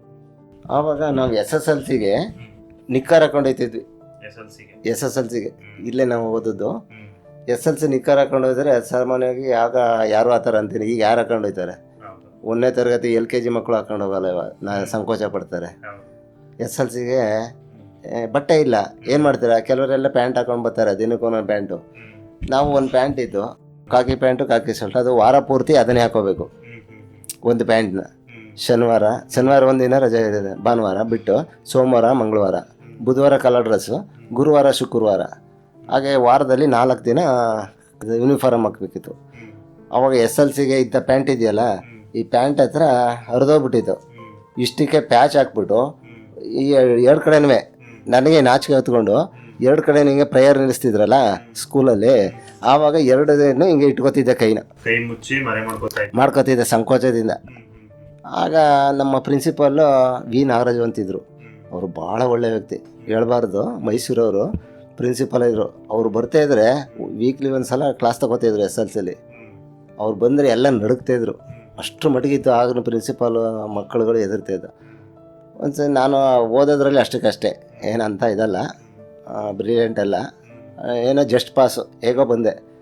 ಆವಾಗ ವೀಕ್ಲಿ ಒಂದು ಸಲ ಸ್ಕೋರ್ ತೆಗೆದಿರ್ತಾರಲ್ಲ, ಮಕ್ಕಳನ್ನ ಕರೆಸಿಬಿಡೋದು, ಯಾರು ಕಡಿಮೆ ತೆಗೆದಿರ್ತಾರೆ ಅವ್ರಿಗೆ ಸುಮಾರು ಹೊಡಿತಾಯಿದ್ರು, ಕೈಗೆ ಒಂದು 8-10 ಏಟು ಹೊಡಿತಿದ್ರು, ಭಾಳ ಜೋರಾಗಿ ಹೊಡಿತಿದ್ರು. ಬೋದ್ಬಿಟ್ಟು ಏನರ ಮಾಡ್ತಾಯಿದ್ರಿ ಹಾಗೆ ಹೇಗೆ ಅಂತಂದ್ಬಿಟ್ಟು. ಆಗ ನನಗಿಂತನೂ ಸ್ವಲ್ಪ ಜಾಸ್ತಿನೇ ನಾವು ಮಾರ್ಕ್ಸ್ ತೆಗೆದಿದ್ದಾರೆ. ಆ ಒಂದು ಹುಡುಗ ಅದೇ ಕ್ಲಾಸಲ್ಲಿ ತೆಗಿತಾರೆ ನೋಡಿ, ಪ್ರಿಪ್ರೇಟ್ರಿ ಅಂತ ಮಾಡ್ತಾರೆ. ಆಗ ವೀಕ್ಲಿ ಒಂದು ಸಲ ಇವ್ರು ಬರ್ತಾರೆ, ಯಾರು ಹೆಂಗೆ ತೆಗೆದಿದ್ರೆ ಯಾವ ಮಕ್ಕಳು ಇದಾಗಿರ್ತಾರೆ ಅಂತ. ಅವರು ನನ್ನ ನೋಡಿಬಿಟ್ಟು ಏನೂ ಮಾತಾಡಿರಲಿಲ್ಲ. ನಾನು ಸ್ಕೋರ್ ಕಡಿಮೆ ಐತಲ್ಲ ಓದೆ. ಆಗ ಬಾರ ಇಲ್ಲಿ ಅಂದರು, ಹಂಗೆ ಕರೀತಾಯಿದ್ದು. ಎಲ್ಲ ಮಕ್ಕಳನ್ನ ಕಡಿಮೆ ತೆಗೆದಿರೋರೆಲ್ಲ ಹೊಡೆದ್ಬಿಟ್ಟು ಬೆಂಚ್ ಮೇಲೆ ನಿಲ್ಲಿಸ್ತಿದ್ರು. ನನ್ನ ಕರೆದುಬಿಟ್ಟು ಸುಮ್ಮನೆ ನೋಡಿಬಿಟ್ಟು ಆಯಿತು ಹೋಗು ಅಂತ ಹೇಳ್ಬಿಟ್ಟು ಒಂದು ಏಟು ಹೊಡಿಲಿಲ್ಲ ನನಗೆ. ಆಗ ನಮ್ಮ ಫ್ರೆಂಡು, ಇಲ್ಲ ಎಲ್ಲ ಕಣ ನಿನಗಿಂತ ಜಾಸ್ತಿ ನಾನೇ ಮಾಡಿಸ್ತಿದ್ದೀನಿ, ನನಗೆ ಹೊಡೆದ್ರು ಬೋದ್ರು, ನೀನೇನು ಮಾತಾಡಲಿಲ್ವಲ್ಲ ಅಂತಂದರು. ಅವರು ನನ್ನ ಅಷ್ಟಿದಾಗಿ ಇದು ಮಾಡಿದ್ದಾರೆ, ಏನು ಮಾತಾಡಲ್ಲ. ಯಾಕೋ ನಿಮ್ಮ ತಂದೆ ಏನು ಕೆಲಸ ಮಾಡ್ತಾರೋ ಅಂದರು. ಸರ್ ಈ ಥರ ಕೂಲಿ ಮಾಡ್ತಾರೆ, ಹಳ್ಳಿ ಮೇಲೆ ಹೋಗಿ ವ್ಯಾಪಾರ, ಬಾಳೆಹಣ್ಣು ಅದು ಪುರಿ ಕಳ್ಳಪುರಿ ವ್ಯಾಪಾರ ಮಾಡ್ಕೊಂಡು ಬಂದು ನಮಗೆ ಈ ಥರ ಮಾಡ್ತಾರೆ. ನಾವು ಎಷ್ಟು ಜನ ಅಣ್ಣ ತಂದಿರೋ ಅಂತೆಲ್ಲ ಕೇಳ್ತಾರೆ. ಇಷ್ಟು ಜನ ಅಣ್ಣ ತಂದಿರು, ಇಷ್ಟು ಮಕ್ಕಳು ಹೆಣ್ಮಕ್ಳು ಸರ್ ಅಂತೆಲ್ಲ ಅಂದಾಗ ಅವರು ಭಾಳ ಇದಾಗ್ಬಿಟ್ಟು ಅವರೇ ಒಂಥರ ಕಣ್ಣಲ್ಲಿ ನೀರು ಹಾಕ್ದಂಗೆ ಆಗ್ಬಿಟ್ಟು ನಾನು ಹೊಡೆಯಲಿಲ್ಲ ಬೈನಿಲ್ಲ, ಚೆನ್ನಾಗಿ ಓದಬೇಕು, ಕಷ್ಟಪಟ್ಟು ನಿಮ್ಮ ತಂದೆ ತಾಯಿಗಳು ಹೆಂಗೆ ಕಳಿಸ್ತಾರೆ ನಾನು ಚೆನ್ನಾಗಿ ಓದು ಅಂತ ಕಟ್ಬಿಟ್ರು. ಅಂಥ ವಿ ನಾಗರಾಜು ಅಂದ್ರೆ ಅಂಥ ಗ್ರೇಟ್ ಅವರು. ಹಾಗಾಗಿ ಅಷ್ಟು ಇದಾಗಿ ಕಷ್ಟದಲ್ಲಿ ನಾವು ಬಂದವರು ನಾವು ನಮ್ಮ ಇದರಲ್ಲಿ. ಆವಾಗ ನಮ್ಮ ಅಣ್ಣ ಫುಟ್ಪಾತಲ್ಲಿ ವ್ಯಾಪಾರ ಮಾಡೋದು, ಕಡಲೆಕಾಯಿ ಬಟಾಣಿ ಅದು ಇದು ಚಿಕ್ಕದಾಗಿ ಒಂದು ಅಂಗಡಿ ಹಾಕಿದ್ರು. ಆದ್ದರಿಂದ ಒಂದು ಪೆಟ್ಟಿ ಅಂಗಡಿ ಹಾಕಿದ್ರು. ಹಾಗಾಗಿ ನಮ್ಮನ್ನು ಓದ್ಸೋಕ್ಕೆ ಡೈಲಿ ಮೈಸೂರಿಗೆ ಒಂದು 20 ರೂಪಾಯಿ ಕೊಡೋರು ಟ್ರೈನಿಂಗ್ ಮಾಡುವಾಗ. 20 ರೂಪಾಯಲ್ಲಿ ಆವಾಗ 5 ರೂಪಾಯಿ ಅನ್ನ ಸಾಂಬಾರು ಊಟ ಮಾಡಿಕೊಂಡು ಟ್ರೈನಿಂಗ್ ಮಾಡುವಾಗ, ಅದೇ ಆರ್ಟಿಸ್ಟ್ ಮಾಡುವಾಗ ಇನ್ನು ಒಂದು 5 ರೂಪಾಯಿ ಬಸ್ ಚಾರ್ಜ್ ಆಗೋದು. ಬಸ್ ಪಾಸ್ ಇದ್ರು ಕೋಳಗಾಲದವರು ತಗೋಬೇಕಿತ್ತು, ಸರ್ಗೂರಿಂದ ಕೋಳಗಾಲದವರು ಅಪ್ ಆ್ಯಂಡ್ ಡೌನ್ಗೆ ತಗೋಬೇಕಾಯ್ತು ಟಿಕೆಟು. 2.25 ರೂಪಾಯಿ, 2.5 ರೂಪಾಯಿ ಅಪ್ ಆ್ಯಂಡ್ ಡೌನ್ಗೆ. ಹಾಗಾಗಿ 20 ರೂಪಾಯಲ್ಲಿ ಟ್ರೈನಿಂಗ್ ಮಾಡಿದೆ. ಹಾಗೆ ಸರ್, ಈ ಒಂದು ಫ್ರೇಮಿಂಗ್ ಕೇವಲ ಚೌಕಟ್ಟನ್ನು ಜೋಡಿಸೋದು ಮಾತ್ರ ಆಗಿರೋದಿಲ್ಲ. ಗ್ರಾಹಕರ ಫೋಟೋ ಅಥವಾ ಪೇಂಟಿಂಗ್ಗೆ ಸೂಕ್ತವಾದ ಫ್ರೇಮ್ ವಿನ್ಯಾಸವನ್ನು ನೀವು ಹೇಗೆ ಆಯ್ಕೆ ಮಾಡ್ತೀರಾ? ಯಾವ ಅಂಶಗಳು ಅಂದರೆ ಬಣ್ಣ ಆಗಿರ್ಬೋದು, ಶೈಲಿ ಆಗಿರ್ಬೋದು, ಯಾವ ರೀತಿ ಮುಖ್ಯವಾಗಿರುತ್ತೆ, ಅದನ್ನು ನೀವು ಯಾವ ರೀತಿ ಅದಕ್ಕೆ ತಕ್ಕನಂತೆ ಬಣ್ಣ ಮತ್ತು ಶೈಲಿಯನ್ನು ಪತ್ತೆ ಮಾಡಿಕೊಂಡು ಆ ಒಂದು ಕೆಲಸವನ್ನು ಮಾಡ್ತೀರಾ? ಅದ್ರ ಬಗ್ಗೆ ಹೇಳೋದಾದರೆ ಸರ್, ಅದು ನಾವು ಆರ್ಟಿಸ್ಟ್ ಅಂತಂದರೆ ಫ್ರೇಮ್ ಮಾಡ್ತಾಯಿದ್ದೆ. ಫ್ರೇಮ್ ವರ್ಕ್ ಮಾಡುವಾಗ ಕೆಲವರು ಬಣ್ಣ ಎಲ್ಲ ಹೊಟಾಯ್ತಿತ್ತು ಫ್ರೇಮಲ್ಲಿ. ಆವಾಗ ಈ ಫ್ರೇಮ್ಗೆ ಬಣ್ಣ ಹಾಕ್ಕೊಡಿ ಅನ್ನೋರು. ನಾವು ಆರ್ಟಿಸ್ಟ್ ಅಲ್ವಾ, ಇವಾಗಲೂ ಬರುತ್ತೆ ಟಿನ್, ಅದು ಆಮೇಲೆ ಏಷ್ಯನ್ ಪೇಂಟ್ ಬರುತ್ತೆ, 50 ಮಿಲಿ 100 ಮಿಲಿ ಹಾಗೆ ಬರುತ್ತೆ. ಆ ಪೇಂಟನ್ನೇ ನಾವು ಅದಕ್ಕೆ ಫ್ರೇಮ್ ಹೊಡೆದು ಬಿಡ್ತಿದ್ವಿ. ಆಗ ಫ್ರೇಮ್ಗೆ ಇನ್ನೊಂದು 20 ರೂಪಾಯಿ ಎಕ್ಸ್ಟ್ರಾ ಹೇಳಿವಿ ಕೊಟ್ಬಿಡ್ತಾಯಿದ್ರು. ಈಗ ಹಳೆ ಫ್ರೇಮ್ಗೆ ಪೇಂಟ್ ಹೊಡೆದಾಗ ವಸ್ತ್ರ ಕಾಣೋದು, ಅದು ನಾವು ಆರ್ಟಿಸ್ಟ್ ಅಲ್ವಾ, ಅದಕ್ಕೆ ಡಿಸೈನ್ ಮಾಡಿ ಈಗ ಬ್ಲ್ಯಾಕ್ಗೆ ಎಲ್ಲೋ ಮಿಕ್ಸ್ ಮಾಡಿ ರೋಜುಡ್ ರೀತಿ ಆಗೋದು, ಇಲ್ಲ ಟೀಕುಡ್ ರೀತಿ ಆಗೋದು, ಆ ಥರ ಫ್ರೇಮ್ ಹೊಡೆದು ಬಿಡ್ತೀವಿ. ಫ್ರೇಮ್ಗೆ ಬಣ್ಣ ಹಾಕ್ತಿದ್ವಿ. ಫ್ರೇಮಿಗೆ ಬಣ್ಣ ಹಾಕಿ ಅದಕ್ಕೆ ಗ್ಲಾಸ್ ಆಗಿ ಫಿಟಪ್ ಮಾಡೋ ಭಾಳ ಖುಷಿ ಆಯ್ತಿದ್ರು. ನಾವು ಕೊಡೋದೆಲ್ಲ ದುಡ್ಡು ಹೆಚ್ಚು, ನೀವು ಮಾಡೋದು ಭಾಳ ಇದು ಅಂದ್ಬಿಟ್ಟು ಆ ಬ್ರಷಲ್ಲಿ ನಾವು ಪೇಂಟ್ ಮಾಡಿ ಬೈ ಹ್ಯಾಂಡು ಮಾಡಿಕೊಡ್ತಿದ್ವಿ. ತುಂಬ ಖುಷಿ ಪಡ್ತಾಯಿದ್ರು. ಫೋಟೋಗಳು ಅಷ್ಟೇ, ಎಕ್ಸ್ಪೈರ್ಡ್ ಆಗಿರೋ ಫೋಟೋಗಳು ತರೋರು, ಅದನ್ನು ನಾವು ಬ್ಲ್ಯಾಕ್ ಆ್ಯಂಡ್ ವೈಟ್ನೆಲ್ಲ ಕಲರ್ ಮಾಡಿ ಫೇಸ್ ಕಲರ್ ಮಾಡಿ ಅದನ್ನು ಫ್ರೇಮ್ ವರ್ಕ್ ಮಾಡಿ ಎಲ್ಲ ಕೊಡ್ತಾಯಿದ್ವಿ. ಆವಾಗ ಒಂದು ಫೋಟೋಕ್ಕೆ ನಾವು A3 ಸೈಜು 4x6 ಅಂತ ಇರುತ್ತೆ, 6x8 ಅಂತ. ಅದಕ್ಕೆ ನಾವು ಒಂದು ಫೋಟೋಕ್ಕೆ 900 ರೂಪಾಯಿ ತಗೋತಾಯಿದ್ದೆ. ಒಂದು ಫೋಟೋಕ್ಕೆ ವಿತ್ ಫ್ರೇಮು 900, ವಿತೌಟ್ ಫ್ರೇಮು ಒಂದು 700 ರೂಪಾಯಿ ಹಂಗೆ ತಗೊಳ್ತಾಯಿದ್ವಿ. ಕೊಡ್ತಾಯಿದ್ರು, ನಾವು ಎಷ್ಟು ಕೇಳಿದ್ರು ಕೊಡ್ತಾಯಿದ್ರು. ಇವಾಗ ಏನಿಲ್ಲ, 300 ರೂಪಾಯಿಗೆ ಕಟ್ಟು ಗಾಜು ಎಲ್ಲ ಸೇರಿ ಕೇಳ್ತಾರೆ. ಫ್ರೇಮು ಆರ್ಟಿಸ್ಟ್ ನಾವೇನು ಬರೆಯಲ್ವಲ್ಲ, ಏನು ಪ್ರಿಂಟ್ ತಾನೆ ಹಾಕ್ರಿ, ಒಂದು 50 ರೂಪಾಯಿ ಪ್ರಿಂಟ್ ಆಗುತ್ತೆ, ಸಿಸ್ಟಮಲ್ಲಿ ವರ್ಕ್ ಮಾಡ್ಕೊಂಡು ಪ್ರಿಂಟೌಟ್ ತೆಗೀರಿ ಅಂತಾರೆ. ಹಾಗೆಲ್ಲ ಮಾಡಿ ಇವಾಗ ಬರೀ 300 ರೂಪಾಯಿ ಕೊಡ್ತೀವಿ. ಆವಾಗ 30 ವರ್ಷದಿಂದ 900 ರೂಪಾಯಿ ತಗೋತಿರೋ ಫೋಟೋ ಈಗ ಬರೀ ಒಂದು ಹಾಫ್ ಆನ್ ಅವರಲ್ಲಿ ಫ್ರೇಮೆಲ್ಲ 300 ರೂಪಾಯಿ ಕೊಡ್ತೀವಿ. ಅಲ್ಲಿಗೆ ಸಂಪಾದನೆ ಕಡಿಮೆ ಅಂತ. ಆವಾಗ ಅಷ್ಟೇ ವ್ಯಾಲ್ಯೂ ಇತ್ತು ಆರ್ಟಿಸ್ಟ್ಗೆ, ಫ್ರೇಮ್ ವರ್ಕ್ಗೆ, ಪ್ರತಿಯೊಂದಕ್ಕೂ ವ್ಯಾಲ್ಯೂ ಇತ್ತು. ಇವಾಗ ವ್ಯಾಲ್ಯೂ ಯಾವುದಕ್ಕೂ ಇಲ್ಲ ಸರ್, ಪ್ರತಿಯೊಂದಕ್ಕೂ. ಹಾಗಾಗಿ ಈಗ ನೋಡಿ ಈಗ ಆಗಿದೆ ಜೀವನ. ಪ್ರಪಂಚ ಭಾಳ ಇದು. ಬೈ ಹ್ಯಾಂಡ್ ಇದ್ದ ವ್ಯಾಲ್ಯೂ ಇದಕ್ಕಿಲ್ಲ. ಇದು ಕೇವಲ ಕಾಣ್ತಾರೆ ಸಿಸ್ಟಮಲ್ಲಿ, ಕಂಪ್ಯೂಟ್ರಲ್ಲಿ ಮಾಡ್ತಾರಲ್ಲ, ಅದು ಕೇವಲ ಬೆಲೆ ಇಲ್ಲ. ಅದಕ್ಕೆ ಈ ಒಂದು ಸ್ಯಾರಿ ಹಾಕ್ತೀರ, ಅದು ಸೀರೆ ಕಲರ್ ಚೇಂಜ್ ಮಾಡಿ, ಮೊಕ್ಕಕ್ಕೆ ಇದು ಮಾಡಿ, ಫ್ಲವರ್ ಹೂವು ಹಾಕಿ ತಲೆಗೆ ಏನೇನೋ ಕೇಳ್ತಾರೆ, ನೇಮ್ ಹಾಕಿ, ದೀಪಾಲ ಕಂಬ ಹಾಕಿ ಅಂತಾರೆ. ಆಗೇನೂ ಇಲ್ಲ, ಅವ್ರ ಫೋಟೋನ ಮಾಡಿಕೊಟ್ರೆ ಸಾಕು, ಖುಷಿ ಪಡ್ಬಿಟ್ಟು ಅದನ್ನು ಒಬ್ಬರು ತಗೊಂಡೋದ್ರೆ ಫ್ರೇಮ, ಅವ್ರ ಊರವರೆಲ್ಲ ಬಂದ್ಬಿಡ್ತಿದ್ರು. ಈಗ ಎಕ್ಸ್ಪೈರ್ಡ್ ಆಯ್ತು, ಇವಾಗಲೂ ಎಕ್ಸ್ಪೈರ್ಡ್ ಆಯ್ತಾರೆ, ಅವಾಗಲೂ ಆಗ್ತಾರೆ. ಆಗ ಯಾರೂ ಇಲ್ವಲ್ಲ, ಊರಿಗೊಬ್ಬರೇ, ತಾಲೂಕೊಬ್ಬರೇ, ಜಿಲ್ಲೆಗೊಬ್ಬರೇ ಹಂಗಿರ್ತಿದ್ರು. ಅವಾಗ ಬೆಳ್ಳಿ ಎಣ್ಕೆ ಹುಡುಡಿಕೊಂಬರ್ತಾಯಿದ್ರು. ಈಗ ನನಗೆ ವೆಹಿಕಲ್ ಸೌಲಭ್ಯಗಳು ಇಲ್ದಿದ್ರು ಯಾರು ಬೈಕಲ್ಲ ಹೆಂಗೋ ಬಂದು ತಗೊಂಡೋಗ್ತಾಯಿದ್ರು. ಅಷ್ಟು ವ್ಯಾಲ್ಯೂ ಇತ್ತು ಮೊದಲು ಆರ್ಟಿಸ್ಟು, ಫ್ರೇಮ್ ವರ್ಕು, ಪ್ರತಿಯೊಂದಕ್ಕೂ. ಈಗ ವ್ಯಾಲ್ಯೂ ಇಲ್ಲ ಸರ್.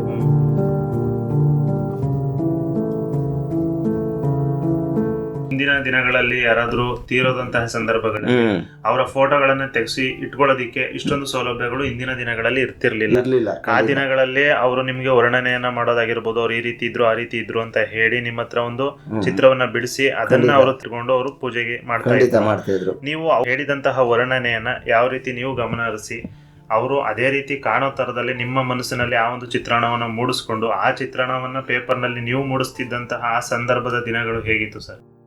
ಅದು ತುಂಬ ಚೆನ್ನಾಗಿತ್ತು ನೋಡಿ. ನಾವು artist with frame work with studio 3 ಇತ್ತು ನಮ್ಮ ಹತ್ರ. ಸ್ಟುಡಿಯೋ ಬ್ಲ್ಯಾಕ್ ಆ್ಯಂಡ್ ವೈಟ್ ತೊಳಿತಿದ್ದೆ, ಅದೇ ಗೊತ್ತಲ್ಲ ಹೇಳಿದ್ನಲ್ಲ, ಶ್ರೀರಾಮ ಸ್ಟುಡಿಯೋ, ಶ್ರೀರಾಮ ಆರ್ಟ್ಸು ಎಲ್ಲ ನಮ್ಮದೇ ಫೇಮಸ್ ಸರ್ಗೂರ್ಗೆನೆ 30 ವರ್ಷ ಹಿಂದೆನೆ. ಆವಾಗಾಗಿ ನಮ್ಮ ಒಬ್ಬರು ಎಕ್ಸ್ಪರ್ಟ್ ಆಗಿರ್ತಾರೆ, ನಮ್ಮ ಹತ್ರ ಬರ್ತಾರೆ, ಸರ್ ನೀವೇ ಫ್ರೇಮ್ ಹಾಕಿ ಫೋಟೋ ಬರೆದು, ನಮ್ಮ ತಂದೆದು ಒಂದು ಫೋಟೋ ಇಲ್ಲ, ಒಂದು ಫೋಟೋ ಮಾಡಿಕೊಡಿ ಬನ್ನಿ ಅಂತಾರೆ. ಅವ್ರು ಎಷ್ಟೊಂದು ಸುಳ್ಳು ಹೇಳಿ ಕರ್ಕೊಂಡು ಹೋಗೋರು ಅಂದರೆ ನಾವು ಬರಲ್ಲ ಅಂದ್ಬಿಟ್ಟು ನಮ್ಮ ಮನೆ ಹತ್ರ ಒಂದು ಫೋಟೋ ಹೊಡಿಬೇಕು ಬನ್ನಿ ಅಂತಾರೆ. ಏನು ಫೋಟೋ ಅಂತ ನಾವು ಕೇಳಲ್ಲ, ಎಷ್ಟು ಹೊಡಿಬೇಕು ಅಂತೀವಿ, 1 ಅವರ್ ಸಾಕು ಅಂತಿದ್ವಿ. ಒಂದು ಫೋಟೋಗಾಗ 4x6 ಬರೀ 20 ರೂಪಾಯಿ. ಆವಾಗ ಏನಾಗೋಯ್ತು, ಕರ್ಕೊಂಡು ಹೋಗೋಗ್ಬಿಟ್ಟು ಎಷ್ಟೋ ದಿನ ಹಂಗೋಗ್ಬಿಟ್ಟಿದೆ. ಕರ್ಕೊಂಡು ಹೋಗೋದು, ಸರ್ ನಮ್ಮ ತಂದೆ ತೀರೋಗಿರೋ ಫೋಟೋ ಹೊಡೀರಿ. ರೀ ಇದು ಯಾತಿಗ ಬೇರೆದಕ್ಕೆ ಕರೆದ್ರಲ್ಲ, ನೀವು ಯಾವುದೋ ಫಂಕ್ಷನ್ ಅದೇ ಬನ್ನಿ ಅಂದ್ಬಿಟ್ಟು ಈ ಥರ ಸುಳ್ಳು ಹೇಳ್ತಾರೆ ರೀ. ಹಾಗೆ ನಾವು ಬಾಡಿನೆಲ್ಲ ತೆಗಿಯಲ್ಲ, ಹಾಗೆ ಎಕ್ಸ್ಪರ್ಟ್ ಆಗಿರೋರನ್ನೆಲ್ಲ ತೆಗಿಯಲ್ಲ. ಅಲ್ಲಿ ಮನಸ್ಸಿರ್ತಾರೆ, ಇನ್ಯಾವು ಇಲ್ಲ ಫೋಟೋ ಇದನ್ನ ಹೊಡೀರಿ ಅಂತಾರೆ. ಹೋಗೋದು ಹೋಗಿವಿ ಅಂದ್ಬಿಟ್ಟು ನಾವು ಹೊಡೆದು ಬಿಡೋದು, ಸತ್ಯಣ್ಣನ ಹೊಡೆದ್ಬಿಟ್ಟು ಬರೋದು. ಆವಾಗ ನಮ್ಮ ತಂದೆದು ಯಾವುದೋ ಫೋಟೋ ಇಲ್ಲ, ಫ್ರೇಮ್ ಹಾಕಿ ಬರ್ಕೊಡಿ ಇದ್ರೆ ಅಂತಾರೆ. ಈಗ ತಲೆ ಹಿಡ್ಕೊಂಡು ಕೂರಿಸ್ಬಿಡ್ತಾಯಿದ್ರು ಚೇರ್ ಮೇಲೆ. ಆಗ ಅವರು ಎಲ್ಲ ನಾವು ಆರ್ಟಿಸ್ಟ್ ಅಲ್ವಾ, ಒಂದು ಫೋಟೋ ಹೊಡ್ಕೊಳ್ಳುವೆ. ಆಗ ಅವರು ಕಣ್ಣು ಮುಚ್ಚಿಬಿಟ್ಟಿರ್ತಾರೆ ತೀರೋಗಿರೋರು, ಆ ಕಣ್ಣೆಲ್ಲ ಓಪನ್ ಮಾಡಿ ಬರುವೆ. ಆಮೇಲೆ ಆರಾಗಿರ ಎಲ್ಲ ಹಾಕ್ಬಿಟ್ಟಿರ್ತಾರೆ, ಅದೆಲ್ಲ ತೆಗೆದು ಆಮೇಲೆ ತಲೆ ಕೆದರಿರ್ತಾರೆ, ತಲೆ ಪೇಟ ಕಟ್ಬಿಟ್ಟಿರ್ತಾರೆ, ಬಟ್ಟೆ ಕಟ್ಟಿರ್ತಾರೆ, ಅದೆಲ್ಲ ತೆಗೆದುಬಿಟ್ಟು ನಾನು ಕೈಲಿ ಬರ್ಕೊಡ್ತಾಯಿದ್ದೆ. ಭಾಳ ಹೆಮ್ಮೆ ಪಡ್ತಾಯಿದ್ರು. ನಾವು ಕೇಳಿದಷ್ಟು ದುಡ್ಡು ಅವ್ರು ಕೇಳಿದಷ್ಟು ಕೊಡ್ತಾರೆ ಅಂದ್ಬಿಟ್ಟು ನಾವು ಕೇಳೋಕ್ಕದ್ದ, ಮತ್ತು ಅವರು ಕಷ್ಟದಲ್ಲಿರ್ತಾರೆ ಪಾಪ ಅಲ್ವಾ. ಆಗ ಅಂಥ ಸಮಯದಲ್ಲಿ ನಾವು ಜಾಸ್ತಿ ಕೇಳೋಕ್ಕೆ ಹೋಗಲ್ಲ, ಅವ್ರಿಗೆ ನಾವು ಬಿಟ್ಬಿಡ್ತೀವಿ, ಎಷ್ಟೋ ಕೊಡಿ ಹೋಗಿ ಅಂದ್ಬಿಡ್ತೀವಿ. ಆಗ ಅವರು ನಾವು ಅವರು ನಮ್ಮ ಉದ್ದೇಶ ಒಂದು 500 ರೂಪಾಯಿ ಕೇಳಬೇಕು ಅಂತ ಹೇಳ್ತೀವಿ. ಅವರು ಒಂದು 1000 ರೂಪಾಯಿನ ಕೊಟ್ಬಿಡ್ತಾರೆ, ಎಷ್ಟೇ ಇಟ್ಕೊಳ್ಳಿ ಸ್ವಾಮಿ ಅಂತ. ಹೆಚ್ಚಿಗೆ ಕೊಟ್ಬಿಡ್ತಾರೆ. ನಿಮ್ಮ ಬೆಲೆ ಕಟ್ಟೋಕ್ಕಲ್ಲ, ನಾವು ಈ ಥರ ಮಾಡಿಕೊಟ್ಟಿದ್ದಾರೆ ಅಂದರೆ ನಿಮ್ಮ ಬೆಲೆ ತಗೊಳ್ಳಿ ನಾವು ಇಲ್ಲ ತಗೊಳ್ಳಿ ಅಂದ್ಬಿಟ್ಟು ಒಂದು 500-600 ರೂಪಾಯಿ ಇಟ್ಕೊಂಡು ಪುನಃ ವಾಪಸ್ ದುಡ್ಡು ಕೊಟ್ಟರು ಇಸ್ಕೊಳ್ಳಲ್ಲ. ನಮ್ಮ ಜಾಬ್ಗೆ ತುರ್ಕ್ಬಿಡೋರು, ಅಷ್ಟೊಂದು ಬೆಲೆ ಇರ್ತಿತ್ತು ಫ್ರೇಮ್ನವ್ರಿಗೆ, ಆರ್ಟಿಸ್ಟ್ ಅವ್ರಿಗೆ, ಸ್ಟುಡಿಯೋದವ್ರಿಗೆ. ಈಗ ಏನಿಲ್ಲ. ಆಮೇಲೆ ಒಂದು ಫೋಟೋನ ನಾವು ಹಳ್ಳಿ ಕಡೆ ಒಂದು ಯಾವುದೋ ಒಂದು ಫೋಟೋ ಹಸು ತೀರೋಗಿದೆ, ಈಗ ವೆಟರ್ನರಿ ಡಾಕ್ಟ್ರು ಫೋಟೋ ಕೊಡಬೇಕು ಬನ್ನಿ ಅಂತನೋರು. ಒಂದು ಫೋಟೋಕ್ಕೆ 400 ರೂಪಾಯಿ ತಗೋತಿದ್ದು, ಒಂದು 4x6ಗೆ. ಇವಾಗ 15 ರೂಪಾಯಿ ಕೊಡಿ ಅಂತಾರೆ. ಅಲ್ಲೇ ಪ್ರಿಂಟ್ ಹಾಕಿ ಕೊಡ್ತೀವಿ, ನಾವು ಕೊಡ್ತಾ ಇದ್ದೀವಿ ಸ್ಟುಡಿಯೋದಲ್ಲಿ. ನಮ್ಮ ಹತ್ರ ಒಂದು 10 ಫೋಟೋ ಇದೆ, 4x6 ಪ್ರಿಂಟ್ ಹಾಕಿ ಕೊಡಿ ಅಂತಾರೆ. ಒಂದು ಫೋಟೋ 15 ರೂಪಾಯಿ ಕೊಡ್ತೀವಿ. ಆವಾಗ 400 ರೂಪಾಯಿ ಒಂದು ಫೋಟೋ. ಆ ದಿನಗಳಲ್ಲಿ ಅವರೇ ಬೈಕಲ್ಲಿ ಕರ್ಕೊಂಡೋಗಿ ಕರ್ಕೊಂಬಂದು ಹಂಗೆಲ್ಲ ಮಾಡ್ತಾಯಿದ್ರು. ಅಷ್ಟು ವ್ಯಾಲ್ಯೂ ಇತ್ತು ಬಿಡಿ 30 ವರ್ಷದಿಂದ. ಆಮೇಲೆ ಕಡಿಮೆ ಆಯ್ತಾ ಈಗ ಬಂದು. ಈ ಮನೆಯವರು ಈ ಸತ್ತೋದವ್ರ ಫೋಟೋಗಳು ಇಟ್ಕೊತಿರ್ಲಿಲ್ಲ. ಆ ಸಂದರ್ಭಗಳಲ್ಲಿ ಅವರು ನಿಮ್ಗೆ ವರ್ಣನೆ ಮಾಡಿ ಹೇಳ್ತಿದ್ರು. ಆಗ ನೀವು ಅವರು ಬದುಕಿದ್ದಾಗ ಯಾವ ರೀತಿ ಇದ್ರು ಅನ್ನೋದು ನಿಮಗೂ ಗೊತ್ತಿರೋದಿಲ್ಲ. ಅವರ ವರ್ಣನೆಯನ್ನ ಮಾತ್ರ ನೀವು ಕೇಳಿಸ್ಕೊಂಡು ಅವರ ಚಿತ್ರವನ್ನ ಬಿಡ್ತಾ ಇದ್ರಿ. ನೀವು ಬಿಟ್ಟಂತಹ ಚಿತ್ರವನ್ನ ಮನೆಯವರು ನೋಡಿದ ನಂತರ ಇದೇ ರೀತಿ ಇದ್ರು, ಇದೇ ರೀತಿ ಬಿಟ್ಟಿದ್ದೀರಾ ಅಂತ ಎಷ್ಟು ಸಂತೋಷ ಪಡ್ತಾ ಇದ್ರು. ಅದ್ರ ಬಗ್ಗೆ ಏನಾದ್ರು ಹೇಳೋದಾದ್ರೆ ಅದನ್ನೇ ಅವರು ಏನು ಗೊತ್ತಾ, ಈಗ ನಮಗೆ ಹೆಂಗನ್ಸುತ್ತೆ ಅಂದರೆ ಅವ್ರ ಫ್ಯಾಮಿಲಿ ಸ್ವಲ್ಪ ಉದ್ದ ಇರ್ತಾರೆ. ನಾವು ಹೆಂಗೆ ಇಮೇಜ್ ಮಾಡ್ತೀವಿ ಅಂದರೆ, ಹಿಂದೆ ರವಿ ವರ್ಮ ಇದ್ದರು. ರವಿ ವರ್ಮ ಒಬ್ಬರು ನೋಡಿ ಎಲ್ಲ ಓಡಾಯ್ತಾರೆ ಅವರು. ಈಗ ನೀವು ನೋಡ್ತಾ ಇದ್ದೀರಿ, ಈಗ ನೀವು ಫೋಟೋನು ಕೊಡಲ್ಲ, ಏನೂ ಕೊಡಲ್ಲ. ನಿಮ್ಮ ಮುಖನ ಇದನ್ನೇ ವೀಕ್ಷಣೆ ಮಾಡಿಕೊಂಡು ಆಮೇಲೆ ಅವ್ರು ಹೋದ್ಮೇಲೆ ಅವ್ರದ್ದು ಬರ್ಕೊಡ್ತಾಯಿದ್ರು. ನಾವು ಆ ಥರ ಇಲ್ಲ. ಅವರವ್ರು ಇದು ಮಾಡ್ತಾಯಿದ್ರೆ ಅವರು ಇದು ಇರೋದು ಹೇಳ್ಬೇಕು. ನಾವು ಈಗ ನೀವು ಎದ್ದೋದ್ರೆ ನಿಮ್ಮನ್ನು ಬರೆದಿಟ್ಟಿರ್ತೀವಿ ಬನ್ನಿ ಅನ್ನೋಕ್ಕಾಗಲ್ಲ. ನೀವು ಎದುರುಗಡೆ ಇದ್ದರೆ ಪೋರ್ಟ್ರೇಟ್ ಮಾಡ್ತೀವಿ, ಇವಾಗ ನಿಮ್ಮನ್ನು ನಾವು ಎದುರುಗಡೆ ಬರಿತೀವಿ ನೋಡಿಕೊಂಡು. ರವಿ ವರ್ಮ ಹಂಗಲ್ಲ, ಒಂದು ಸತಿ ನೋಡ್ಬಿಟ್ಟು ಅವ್ರನ್ನ ಅದನ್ನ ಇನ್ನೊಂದು ವಾರ 15 ದಿನ ಆದರೂ ಮರೀತಿರ್ಲಿಲ್ಲ. ಆ ನೆನಪಲ್ಲಿ ಅವ್ರು ಬರ್ಕೊಡ್ತಾಯಿದ್ರು. ನಾವು ಪೋರ್ಟ್ರೇಟ್ ಮಾಡ್ತೀವಿ ಅಂದರೆ ಎದುರುಗಡೆ ಕೂತ್ಕೊಂಡಾರು ಇರಬೇಕು ಅಟ್ಲೀಸ್ಟ್. ಅವ್ರ ಫೋಟೋ ಇಲ್ದವ್ರು ಈಗ ನೀವು ಕೂತಿದ್ರ ಜಸ್ಟ್ ಒಂದು 10 ನಿಮಿಷದೊಳಗೆ ಬರ್ಕೊಡ್ತೀವಿ. ಆ ಥರ ಕೆಪಾಸಿಟಿ ನಮ್ಮದು ಇರುತ್ತೆ. ಆಗ ಅವ್ರು ಅಂತಾರೆ, ಅದೇ ಫೋಟೋ ಫ್ರೇಮ್ ಮಾಡಿಸೋರು ಎಕ್ಸ್ಪರ್ಟ್ ಆಗಿರೋರು. ನಾವು ನಮ್ಮ ತಂದೆ ಫೋಟೋ ಒಂದೂ ಇಲ್ಲ, ನಮ್ಮ ತಂದೆ ಉದ್ದಕ್ಕಿದ್ರು, ಹಾಗೆ ಹೀಗೆ ಬಿಳಿ ಕೂದಲು ಅಂತಂತಾರೆ, ಏನೋ ಒಂದು ಕೇಳ್ತಾರೆ. ಆಗ ನಾವು ಉದ್ದ ಇದ್ಮೇಲೆ ಸ್ವಲ್ಪ ಮುಖ ಕೋಲ್ ಮುಖ ಇರುತ್ತೆ. ಆಮೇಲೆ ಬಿಳಿ ಕೂದಲು ಅಂದ್ರೆ ಗೊತ್ತಾಯ್ತೆ. ಎಷ್ಟು ಏಜು ಅಂತ ಕೇಳ್ಕೊತೀವಿ, ಅವ್ರ ಏಜ್ ಕೇಳ್ಕೊತೀವಿ. 50 ವರ್ಷದ ಮೇಲೆ ಹೆಂಗಾಗ್ಬೋದು, ಒಂದು 20 ಇಯರ್ಸು ಏಜ್ ಪರ್ಸನ್ ಆದರೆ ಹೆಂಗಿರ್ಬೋದು. ಆಮೇಲೆ 60, 70 ಇಂಗ್ಲವರಲ್ಲಿ 70, 80 ಹಂಗೆಲ್ಲ ಬದುಕ್ತಾಯಿದ್ರು ಬಿಡಿ. ಇವಾಗೆಲ್ಲ ಸಣ್ಣ ಮಕ್ಕಳೇ 30, 40 ಅಷ್ಟರಲ್ಲೆಲ್ಲ ಎಕ್ಸ್ಪರ್ಟ್ ಆಗೋಗ್ಬಿಡ್ತಾರೆ. ನಾವು ನೋಡ್ತಾ ಇದ್ದೀವಿ, ಕೇಳ್ತಾ ಇದ್ದೀವಿ, ಚಿಕ್ಕ ವಯಸ್ಸಲ್ಲೇ ಎಕ್ಸ್ಪರ್ಟ್ ಆಯ್ತಾರೆ. ಆವಾಗ ಹಂಗೆ ಹೇಳ್ಬಿಡ್ತಾಯಿದ್ರು ಕೆಲವರು. ಆಗ ನಾವು ಅದನ್ನು ಇಮೇಜ್ ಮಾಡಿ ಬರಿತಾಯಿದ್ದೆ. ಉದ್ದ ಇದ್ಮೇಲೆ ಮುಖ ಕೋಲ್ ಬರುತ್ತೆ. ಅವ್ರು ಕುಳ್ಳೆ ಇದ್ರು ಅಂತಂದಾಗ ಮುಖ ದುಂಡ ಬರ್ತದೆ. ಆಮೇಲೆ ಅವ್ರು ದಾಡಿ ಬಿಡ್ತಿದ್ರು 2-3 ಕೇಳ್ಕೊತೀವಿ. ಅವ್ರು ನರ ಕೂದ್ಲಿತ್ತ, ಅವರು ಏನು ಮಾಡ್ತಿದ್ರು, ಗಡ್ಡ ಬಿಡ್ತಿದ್ರು ಅಂತಲೆಲ್ಲ ಕೇಳ್ಕೊಂಡು ಆ ಇಮೇಜ್ ಮೇಲೆ ಬರೆದು ಬಿಡ್ತೀವಿ ನಾವು. ಗೊತ್ತಾಗುತ್ತೆ. ಉದ್ದ ಇದ್ರೆ ಸ್ವಲ್ಪ ಯಾವುದೇ ವ್ಯಕ್ತಿದು ಕೋಲ್ ಮುಖ ಇರುತ್ತೆ, ದುಂಡ ಬರಲ್ಲ. ಕುಳ್ಳಿಕ್ಕಿರೋರು ಗುಂಡು ಬುಕ್ಕುತ್ತೆ. ಇದೆಲ್ಲ ಇಮೇಜ್ ಮಾಡಿ ಬರ್ಕೊಡ್ತಾ ಇದೆ. ಭಾಳ ಹೆಮ್ಮೆ ಪಡ್ತಾಯಿದ್ರು. ಚಾಮರಾಜನಗರ, ಗುಂಡ್ಲುಪೇಟೆ, ಈ ಕಡೆ ಬೇರೆ ಬೇರೆ ಕಡೆ ಎಲ್ಲ ಬರ್ತಾಯಿದ್ರು ನಮ್ಮಲ್ಲಿ. ಒಂದೊಂದು ತಿಂಗಳು 2-2 ತಿಂಗಳು ಟೈಮ್ ತಗೋತಿದ್ದೆ. ಹಂಗೆಲ್ಲ ಮಾಡ್ತಾಯಿದ್ವಿ. ಹಿಂದಿನ ಜೀವನ ಆ ಥರ ಚೆನ್ನಾಗಿತ್ತು. ಆವಾಗ ನಾವು ಸ್ವಲ್ಪ ಅಮೌಂಟ್ ಮಾಡಿದ್ದೆ. ಹಾಗಾಗಿ ಬರ್ತಾ ಬಿಸ್ನೆಸ್ ಡಲ್ ಆಗಿ ಈ ಥರ ಕಂಪ್ಯೂಟರ್ ಎಲ್ಲ ಬಂದ್ಬಿಡು ಸ್ವಲ್ಪ ಕಷ್ಟ ಆಯ್ತು. ಜೀವನ ಕಷ್ಟ ಇದೆ. ಸರ್, ನೀವು ಬಯಸುವಂತಹ ವಿಭಿನ್ನ ರೀತಿಯ ಫ್ರೇಮ್ಗಳು ಯಾವುವು? ಉದಾಹರಣೆಗೆ ಕಟ್ಟಿಗೆ ಆಗಿರ್ಬೋದು, ಲೋಹ ಆಗಿರ್ಬೋದು, ಅಥವಾ ಇತ್ತೀಚಿನ ಸಿಂಥೆಟಿಕ್ ಫ್ರೇಮ್ಗಳಾಗಿರ್ಬೋದು, ಅವುಗಳ ಗುಣಮಟ್ಟದಲ್ಲಿ ಯಾವ ರೀತಿಯ ವ್ಯತ್ಯಾಸಗಳನ್ನು ಈ ದಿನಗಳಲ್ಲಿ ತಾವು ಗಮನಿಸ್ತಾ ಇದ್ದೀರಾ? ಅದರ ಬಗ್ಗೆ ತಿಳಿಸೋದಾದ್ರೆ. ಕಟ್ಟಿಗೆದು ಮಳದ ಮೊದಲು ಬಳಸ್ತಿದ್ವಿ. ಅದು ಬರ್ತಿದ್ದೆ ಕಟ್ಟಿಗೆದು, ಮರದ್ದು. ಅದಕ್ಕೆ ನಾವು ಮಳೆ ಇದೆಲ್ಲ ಚೆನ್ನಾಗಿ ಫಿಟ್ಟಿಂಗ್ ಇದ್ದಾವೆ. ಅದರಷ್ಟು ಗಟ್ಟಿ ಇದು ಬರಲ್ಲ ಇವಾಗ. ಸ್ವಲ್ಪ ನಾವು ತರುವಾಗಲೇ ಸ್ವಲ್ಪ ಟಚ್ ಆಗ್ಬಿಟ್ರೆ ನಗೋಗ್ಬಿಡ್ತವೆ ಫ್ರೇಮ್ಗಳು. ಮೊದಲೇದಲ್ಲ, ಮೇಲಿಂದ ಬಿದ್ರೂ ಫ್ರೇಮ್ ಹೊಡಿತಿರ್ಲಿಲ್ಲ. ಮೊಳೆ ಹಾಕಿ ಕಟ್ಟಿಗೆ ಅಲ್ವಾ, ಮರಕ್ಕೆ ಫಿಟ್ ಮಾಡ್ತಾ ಇದ್ವಿ. ಅದು ಕ್ವಾಲಿಟಿ ಇವಾಗ ಬರಲ್ಲ ಬಿಡಿ. ಹಾಗಾಗಿ ಇವಾಗೆಲ್ಲ ನಾನಾ ಥರ ಡಿಸೈನ್ ಬಂದ್ಬಿಟ್ಟಿದೆ ಫೈಬರ್ ಫ್ರೇಮ್ಗಳಲ್ಲಿ. ಈಗ ಯಾರು ಕಟ್ಟಿಗೆ ಬತ್ತಾನೇ ಇಲ್ಲ, ನಾವು ಕೇಳಿದ್ರು ಇಲ್ಲ. ಈಗ ಹಳ್ಳಿ ಕಡೆ ಕಟ್ಟಿಗೆ ಅಂದರೆ ದೊಡ್ಡ ದೊಡ್ಡ ಫೋಟೋಗಳಿಗೆ ಫ್ರೇಮ್ ಹಾಕ್ಸೋ ಬರ್ತಾರೆ. ಒಂದು 4-5 ಅಡಿ 5 ಅಡಿ ದೇವ್ರ ಫೋಟೋಗಳು ಮಠಕ್ಕೆ ಇಡ್ತಾರಲ್ಲ ಆ ಥರ. ಆಮೇಲೆ ಸ್ವಾಮಿ ವಿವೇಕಾನಂದರವರು ಪ್ರತಿಯೊಂದು ಇವರು ವಾಲ್ಮೀಕಿ ಅವ್ರದ್ದು ಅದೆಲ್ಲ ದೊಡ್ಡ ದೊಡ್ಡ ಫೋಟೋಗಳು ಬರ್ತವೆ. ಅವ್ರಿಗೆ ಇವು ಫಿಟ್ಟಿಂಗ್ ಆಗಲ್ಲ, ನಗೋಗುತ್ತೆ, ಒಡೆದೋಗುತ್ತೆ ಫೈಬರು. ಅದಕ್ಕೆ ಮರದಲ್ಲೇ ಮಾಡಿ ನಾವು ಕೊಡ್ತೀವಿ. ಸಾಗೋನಿ, ಬೀಟಾ ಫ್ರೇಮು ಅವೆಲ್ಲ ಫ್ರೇಮ್ ಮಾಡಿ ದಪ್ಪ ಗ್ಲಾಸ್ ಹಾಕಿ ಕೊಡ್ತೀವಿ. ಅದು ಲೈಫ್ ಇರುತ್ತೆ. ಅದು ಮಾಡ್ತೀವಿ ಇವಾಗ. 5 ಅಡಿ 4 ಅಡಿ ಹಂಗೆಲ್ಲ ಮಾಡ್ತೀವಿ. ಮರದ್ದು ಅದರಷ್ಟು ಫಿಟ್ಟಿಂಗು ಇವಾಗ ಬರಲ್ಲ ದಿನಗಳಲ್ಲಿ ಬರಲ್ಲ ಬಿಡಿ. ಈ ದಿನಗಳಲ್ಲಿ ಬರ್ತಾ ಇಲ್ಲ ಸರ್, ಸಿಕ್ಕದೇ ಇಲ್ಲ. ಅವೆಲ್ಲ ನಶಿಸಿ ಹೋಗ್ಬಿಟ್ಟು ಅವೆಲ್ಲ. ಸರ್, ಈ ಫ್ರೇಮ್ಗಳಿಗೆ ಗಾಜನ್ನು ಅಳವಡಿಸೋದು ಬಹಳ ಸೂಕ್ಷ್ಮವಾದಂತಹ ಕೆಲಸ. ನೀವು ಸಾಮಾನ್ಯವಾಗಿ ಯಾವ ರೀತಿಯ ಗಾಜುಗಳನ್ನು ಈ ಒಂದು ನಿಮ್ಮ ಕೆಲಸದಲ್ಲಿ ಬಳಸ್ತೀರಾ? ಜೊತೆಗೆ ಈ ಸರಳ ಗಾಜಾಗಿರ್ಬೋದು, ಮ್ಯಾಟ್ ಫಿನಿಶ್ ಆಗಿರ್ಬೋದು, ಅಥವಾ UV ಪ್ರೊಟೆಕ್ಷನ್ ಗ್ಲಾಸ್ಗಳಾಗಿರ್ಬೋದು, ಇವುಗಳ ವಿಶೇಷತೆ ಏನು ಈ ಒಂದು ಫೋಟೋ ಫ್ರೇಮ್ಗಳಲ್ಲಿ? ಅದಕ್ಕೆ ಸಂಬಂಧಪಟ್ಟಂತೆ ತಿಳಿಸೋದಾದರೆ. ಸರ್, ಫೋಟೋ ಫ್ರೇಮ್ ಅಂದರೆ ಚಿಕ್ಕ ಫೋಟೋಗಳಿಗಾದರೆ ಸಾಮಾನ್ಯವಾಗಿ ದೇವ್ರ ಫೋಟೋಗಳು, ಎಕ್ಸ್ಪೈರ್ಡ್ ಆಗಿರೋ ಫೋಟೋಗಳು ಅವೆಲ್ಲ ಚಿಕ್ಕದು ಮಾಡಿಸೋದು. ಒಂದು A3 ಸೈಜು, 8x12 ಅಂತ ಬರುತ್ತೆ. 12x18, 8x12 ಆ ಥರ ಸೈಜ್ ಇರುತ್ತೆ. ಚಿಕ್ಕ ಅವು. ಅವಕ್ಕೆ ತೆಳು ಗ್ಲಾಸ್ ಯೂಸ್ ಮಾಡ್ತೀವಿ. ಮಂದ ಗ್ಲಾಸ್ ಆದರೆ ಅದು ಕೂರಲ್ಲ, ಮಕ್ಕ ಬ್ಲರ್ ಆಗುತ್ತೆ ಫ್ರೇಮ್ ಹಾಕಿದಾಗ. ಅಥವಾ ಅವ್ರು ಅಂತಾರೆ ಮಂದ ಗ್ಲಾಸ್ ಹಾಕಿ ಅಂತಾರೆ. ಅದು ಇವಾಗ ಫ್ರೇಮ್ಗಳು ಬರ್ತಾವಲ್ಲ, ಅದು ಮಂದ ಇರಲ್ಲ. ಮಂದ ಗ್ಲಾಸ್ ಹಾಕಿದ್ರೆ ಅವು ಒಡೆದೋಗುತ್ತವೆ. ತೆಳುನೇ ಹಾಕಬೇಕು ಆ ಫೋಟೋ ಸೈಜ್ ಇರ್ತಕ್ಕಂತೆ.